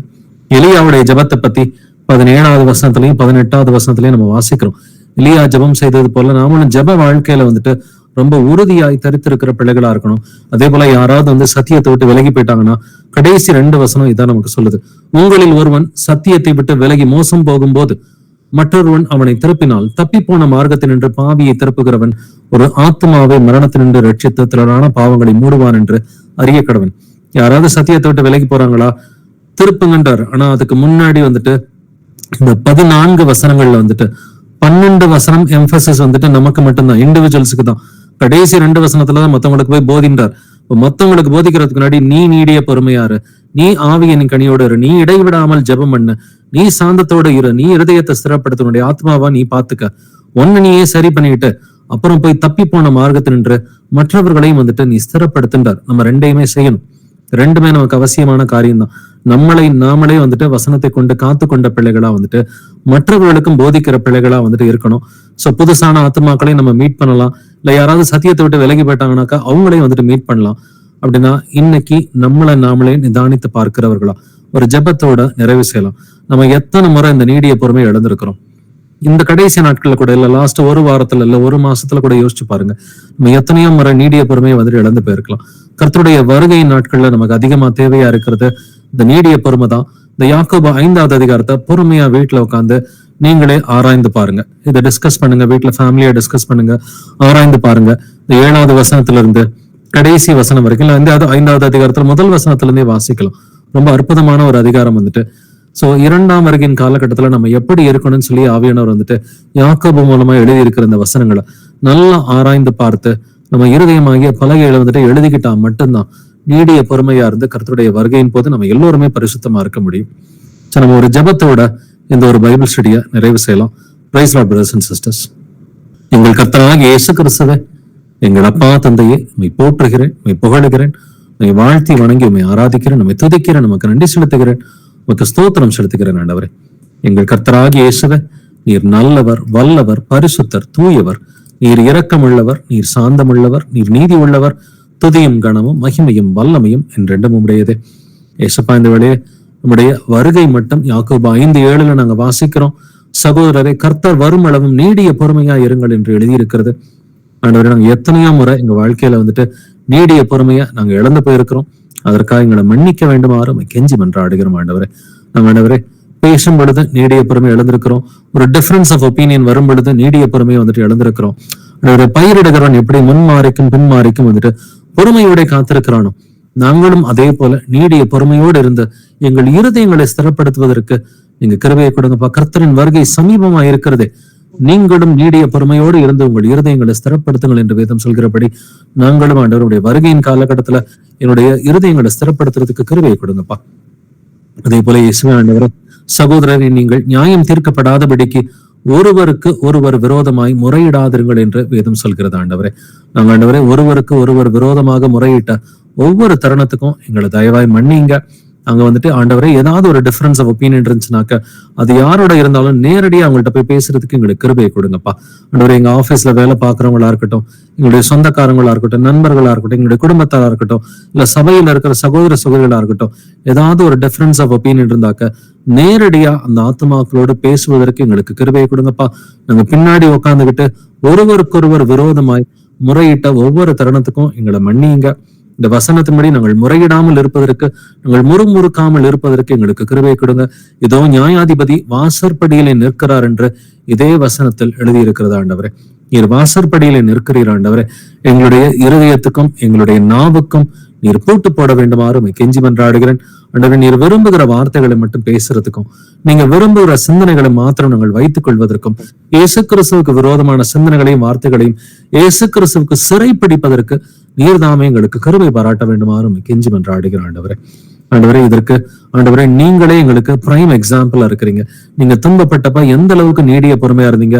உங்களை அடிச்சப்ப, உங்களை கன்னத்தில் அறைந்தப்ப, உங்களை சாட்டையால் அடித்தப்ப, சிலுவையில் ஆணி அடித்த பொழுது நீர் எந்த அளவுக்கு நீடிய பொறுமையா இருந்தீங்க. எங்களுடைய ரட்சிப்புக்காக நீர் நீடிய பொறுமையா இருந்தது போல ஆண்டவரே நாங்களும் எப்பொழுதும் நீடிய பொறுமையா இருப்பதற்கு நீர்தாமே எங்களுக்கு கிருபையை கொடுங்க ஆண்டவரே. யோபு நீடிய பொறுமையா இருந்தது போல நாங்களும் நீடிய பொறுமையா இருக்கிறதுக்கு எங்களுக்கு கிருபையை கொடுங்கப்பா ஆண்டவரே. எப்பொழுதும் நாங்க ஆண்டவரை துன்பப்பட்டாக்க ஜபிக்கிறதுக்கு எங்களுக்கு கிருபை பாராட்டுங்க ஆண்டவரே. ஒருவன் துன்பப்பட்டால் ஜெபம் பண்ண கடவன், ஒருவன் மகிழ்ச்சியா இருந்தால் சங்கீதம் பாட கடவன் என்று ஆண்டவரை வேதம் சொல்கிறது போல அப்போஸ்தலர்கள் துன்பப்பட்டப்ப அவர்கள் ஜபித்தார்கள், அந்த இடம் அசைந்தது அப்படிங்கிறத பாக்குற ஆண்டவரே. நாங்களும் துன்ப நேரத்துல வந்துட்டு ஜபிக்கிறதுக்கும் இடைவிடாமல் ஜெபம் பண்ணுவதற்கு எங்களுக்கு கிருபையை கொடுங்கப்பா. எங்கள் தானியேல போல வந்துட்டு ஆண்டவரை ஒவ்வொரு நாளும் ஜபிக்கிறதுக்கு எங்களுக்கு இரக்கம் பாராட்ட வேண்டுமாறு கெஞ்சி மன்றாடுகிற ஆண்டவரே.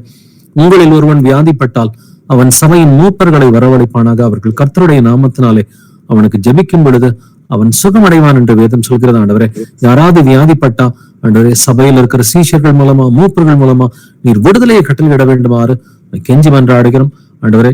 நாங்களும் அதே போல ஆண்டவரே ஒருவருக்காக ஒருவர் ஜெபம் பண்ணுங்கள் என்று 16வது வசனத்தில் எழுதியிருக்கிறது போல ஆண்டவரே உங்கள் குற்றங்களை ஒருவருக்கொருவர் அறிக்கையிட வேண்டும் என்று 16வது வசனம் சொல்கிறது ஆண்டவரே. நாங்களும் எங்கள் குற்றங்களை ஒருவருக்கொருவர் அறிக்கையிட்டு ஒருவருக்காக ஒருவர் ஜெபம் பண்ணுவதற்கு எங்களுக்கு கிருபையை கொடுங்கப்பா. நீதிமான் செய்யும் ஊக்கமான வேண்டுதல் மிகவும் பலன் உள்ளதா இருக்கிறது. எலியா எப்படி ஜெபிச்சாரோ நாங்களும் அதே போல விசுவாசத்தோடு ஜெபிப்பதற்கு எங்களுக்கு கிருபையை கொடுங்க. அவனும் பாடுள்ள மனுஷன் என்று வேதம் சொல்கிறது ஆண்டவரே.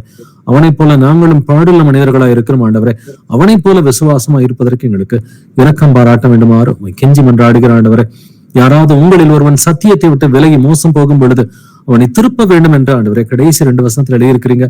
நாங்கள் யாராவது சத்தியத்தை விட்டு விலகி போயிட்டாங்கன்னாக்க அவர்கள் ஆண்டவரே திரும்பவும் ஆண்டவரே உங்களை மனம் திருப்பி கூட்டிட்டு வரதுக்கு நீர்தாமே எங்களுக்கு இரக்கம் பாராட்ட வேண்டுமாறு கெஞ்சி மன்றாடுகிறேன். எங்களை தொடர்ந்து வழி நடத்துங்க, எங்களை பலப்படுத்துங்க.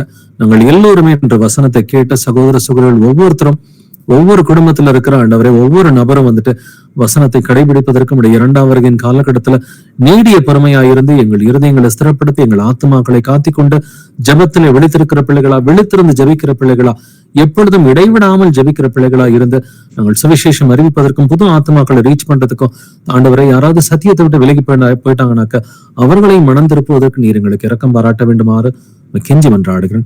எங்களை வழி நடத்துங்க, எங்களை பலப்படுத்துங்க. உடைய வருகையின் போது நாங்கள் எல்லோரும் முன்பாக ஆண்டவரை தகுதி உள்ளவர்களா நிற்பதற்கு நீர் ஒவ்வொருவரையும் ஆசீர்வதிக்க வேண்டுமாறு கெஞ்சி மன்றாடுகிறேன். அதற்காக சபையார் அனைவரையுமே கர்த்தராகிய இயேசுவின் நாமத்தால் ஆசீர்வதிக்கிறேன். எங்கள் கர்த்தராகிய இயேசு கிறிஸ்துவை இந்த பூமிக்கு நீ சீக்கிரமாய் வாரும் ஆண்டவர். உடைய வருகைக்கு முன்னாடி எங்களை பரிசுத்தப்படுத்துங்க, எங்களை பலப்படுத்துங்க, ஸ்திரப்படுத்துங்க, சீர்படுத்துங்க. துதிகன மகிமையெல்லாம் இயேசுவின் ஒருவருக்கே உண்டாவதாக. இந்த ஜெபங்களை என்னுடைய கர்த்தராகிய இயேசு கிறிஸ்துவின் மகா பரிசுத்த நாமத்தால் ஏறெடுக்கிறேன். ஜீவனுள்ள நல்ல பிதாவே, amen, amen. Praise the Lord, brothers and sisters. Sisters prayer request அல்லது சாட்சிகள் இருக்குங்களா? ப்ரேயர் ரிக்வெஸ்ட் இருந்தா சபையார் முன்னாடி நம்ம தெரியப்படுத்தலாம், அல்லது சாட்சிகள் இருந்தாலும் வந்துட்டு நம்ம இயேசு கிறிஸ்துவின் நாமத்தின் மகிமைக்காக அந்த சாட்சியை எல்லார்கிட்டையும் பகிர்ந்துக்கலாம். ப்ரேயர் ரிக்வெஸ்ட் அல்லது சாட்சிகள். எனக்கு ரிக்வெஸ்ட் பிளஸ் சாட்சி சொல்லணும் பிரதர். சொல்லுங்க பிரதர். எவ்ரிவன், அதாவது நம்ம லாஸ்ட் டைமே சொல்லணும்னு நினைச்சேன், என்னால டைம் கிடைக்கல. கர்த்தருக்கு ஸ்தோத்திரம், பாண்டிச்சேரியில் நல்லபடியா மீட்டிங் நடந்துச்சு. என்னையும் எங்க குடும்பத்தையும் ஒரு இதா கர்த்தர் தேர்ந்தெடுத்து பயன்படுத்துறதுக்காக கர்த்தருக்கு கோடான கூடி ஸ்தோத்திரம். நல்லா ஒண்ணுமே கிடையாது, ஒரு தூசி, எதுக்குமே உருப்படாத ஒரு பாத்திரமா இருந்தேன். கர்த்தர் எங்களை பயன்படுத்துறதுக்காக நன்றி. மேலும் வர போற ஞாயிற்றுக்கிழமையும் கர்த்தர் அந்த டிஸ்கஷன் மாதிரி எங்களுக்குள்ளே ஒரு ஏற்படுத்த உதவி செஞ்சிருக்காரு. பிளஸ் கர்த்தர் தான் அங்க பேசணும், கர்த்தர் தான் வந்துட்டு எங்களுக்கு ஞானத்தை தரணும், எப்படி என்ன பண்ணணும் இது பண்றதுக்கு. அதுக்காக பிரேயரும் பண்ணிக்கோங்க.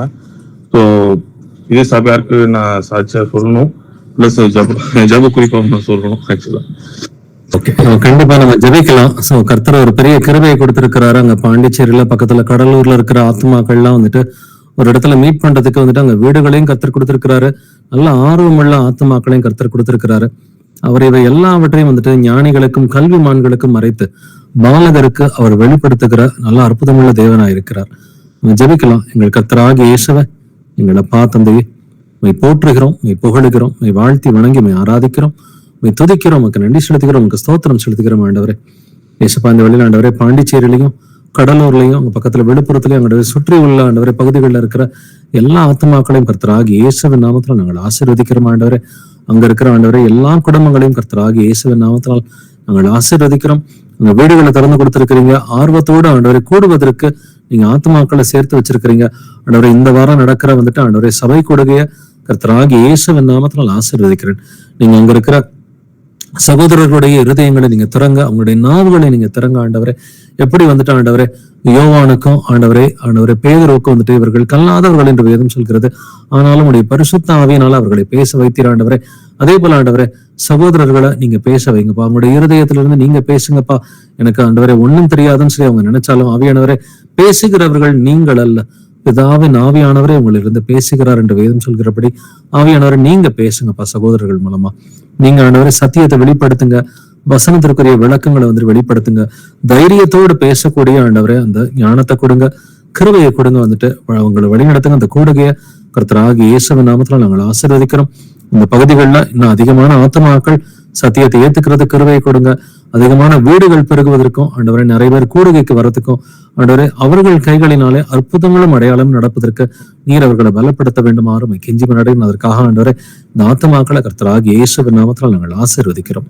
துதிக்கான மகிமையெல்லாம் இயேசுவே ஒருவருக்கே உண்டாவதாக. இந்த ஜெபங்களை என்னுடைய கர்த்தராகிய இயேசு கிறிஸ்துவின் மகா பரிசுத்த நாமத்தால் ஏறெடுக்கிறேன் ஜீவனில் எங்கள் நல்ல பிதாவே. Amen, amen. Praise Lord brother. உங்க சிஸ்டர்ஸ் வேற யாருக்காவது பிரேயர் ரிக்வெஸ்ட் அல்லது சாட்சிகள் இருக்குங்களா?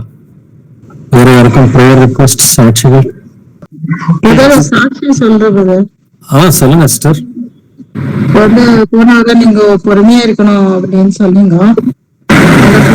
ஏசப்பா கிட்ட ஜபிச்சுட்டு நல்லா ஜபிச்சுட்டு இருந்தேன் பிரதர். இப்போ பாத்தீங்கன்னா எங்க வீட்டுக்காரோ ஒரு அதான் இந்த கம்ப்ளைண்ட் ஆகி இப்போ வந்து வீட்டுக்கு வந்திருக்கிறாங்க, ரொம்ப அமைதியா இருக்கிறாங்க பிரதர். நான் வந்து இப்போ ஏசப்பாக்கு பிச்சை கொடுத்து இருக்கிற பிரதர். என்னன்னா வந்து எந்த சூழ்நிலை வந்தாலும் பொறுமையை எடுக்கிறது இல்லை, 100% சரண்டர் பண்ண பிரதர். அப்ப பாத்தீங்கன்னா எங்களுக்குள்ள அவங்க 2 பேருக்குள்ளயும் ஒரு மாற்றங்கள் வருது பிரதர். எங்களுக்குள்ள வரும்போது அவங்களுக்குள்ளேயே வருது பிரதர். இசப்பாக்கு நன்றி பிரதர். அப்படியே நான் வந்து என்னென்ன வார்த்தை சொல்லி அவங்கள வந்து கூட்டிட்டு வரணும், அதுக்கு வேணும், அதுக்கு தேவையான எனக்கு பலனும் அந்த இது பேஷன்ஸ கொடுக்கணும். ஜபிச்சுக்கிங்க சீக்கிரமே அவங்க 2 பேரும் வந்துடணும். ஏசப்பா வந்து சொல்லிட்டு இருக்காங்க, இப்ப இந்த சூழ்நிலை எல்லாம் வந்தப்போ கண்டிப்பா மாறுவாங்க அப்படின்னு உறுதி கொடுத்துட்டு இருக்காங்க பிரதர். ஏசப்பா நன்றி பிரதர். ப்ரேயர் பண்ணிக்கணும். ஷாரன் எங்க வீட்டுல பொண்ணு பேரு, வீட்டுக்கார் வந்து தன்வந்த் குமாரன். ஓகே சிஸ்டர், கண்டிப்பா. இப்போ வந்து எனக்குள்ள அந்த அந்த இது ஃபேத் வருது பிரதர். 100% இவங்க மாறுறாங்க அப்படின்னு. இன்னைக்கு கூட நம்ம வசனங்கள் அதை பத்தி தான் பார்த்தோம் இல்லைங்களா? நீடிய பொறுமையா வந்துட்டு இருந்தோம்னாக்க நிச்சயமா வந்துட்டு ஆண்டவர் வந்துட்டு அந்த சாட்சியை வெளிப்படுத்துவாரு. நம்ம ஜெபிக்கலாம் சிஸ்டர். எங்கள் கர்த்தராகிய இயேசுவே, எங்கள் அப்பா தந்தையே, உம்மை போற்றி புகழ்ந்து உம்மை வாழ்த்தி வணங்கி உம்மை ஆராதிக்கிறோம், உம்மை துதிக்கிறோம். உங்களுக்கு நன்றி செலுத்துகிறோம் ஆண்டவரே. இயேசுவாண்டவரே, சகோதரி ஜான்சி அவங்களுடைய குடும்பத்தாரையும் கர்த்தராகிய இயேசுவின் நாமத்தில் நாங்கள் ஆசீர்வதிக்கிறோம். ஆண்டவரே, நீடிய பொறுமையா இருக்கிறேன்னு சொல்லி அவங்களோட முடிவெடுத்திருக்கிறாங்க. உங்களை பலப்படுத்துங்க. அவங்க எந்த சூழ்நிலையிலையும் நீடிய பொறுமையா இருப்பதற்கு இரக்கம் பாராட்டுங்க ஆண்டவரே. எல்லா சூழ்நிலைகளையும் வந்துட்டு ஆண்டவரே ஆவியின் கனியோட வந்துட்டு இருந்து நீடிய பொறுமையோட சாந்தத்தோட இருந்து தன்னுடைய கணவனை ஆதாயப்படுத்துறதுக்கு தேவையான கிருபையை சகோதரிக்கு கொடுங்க. அவங்களுடைய பிள்ளைகளும் மனம் மாறுவதற்கு இரக்கம் பாராட்டுங்க. குடும்பத்தார் அனைவருமே ஆண்டவரே சத்தியத்தில் உறுதியுள்ள பிள்ளைகளா இருந்து உடைய வருகைக்கு முன்னாடி இவர்கள் எல்லோரும் பரிசுத்தம் உள்ளவர்களை காணப்படுவதற்கு இயேசு கிறிஸ்துவின் நாமத்தால் இவர்களை ஆசீர்வதிக்கிறேன். நீங்க உங்களை வழிநடத்தி பலப்படுத்துங்கப்பா. இதுக்கான மகிமை எல்லாம் இயேசுவை முருகருக்கே உண்டாவதாக. இந்த ஜெபங்களினுடைய கர்த்தராகிய இயேசு கிறிஸ்துவின் மகா பரிசுத்த நாமத்தில் ஏறெடுக்கிறேன் ஜீவனுள்ள எங்கள் நல்ல பிதாவே. Amen, amen. Thank you, brother. Thank you, Jesus. Praise the Lord. Praise the Lord, brothers and sisters.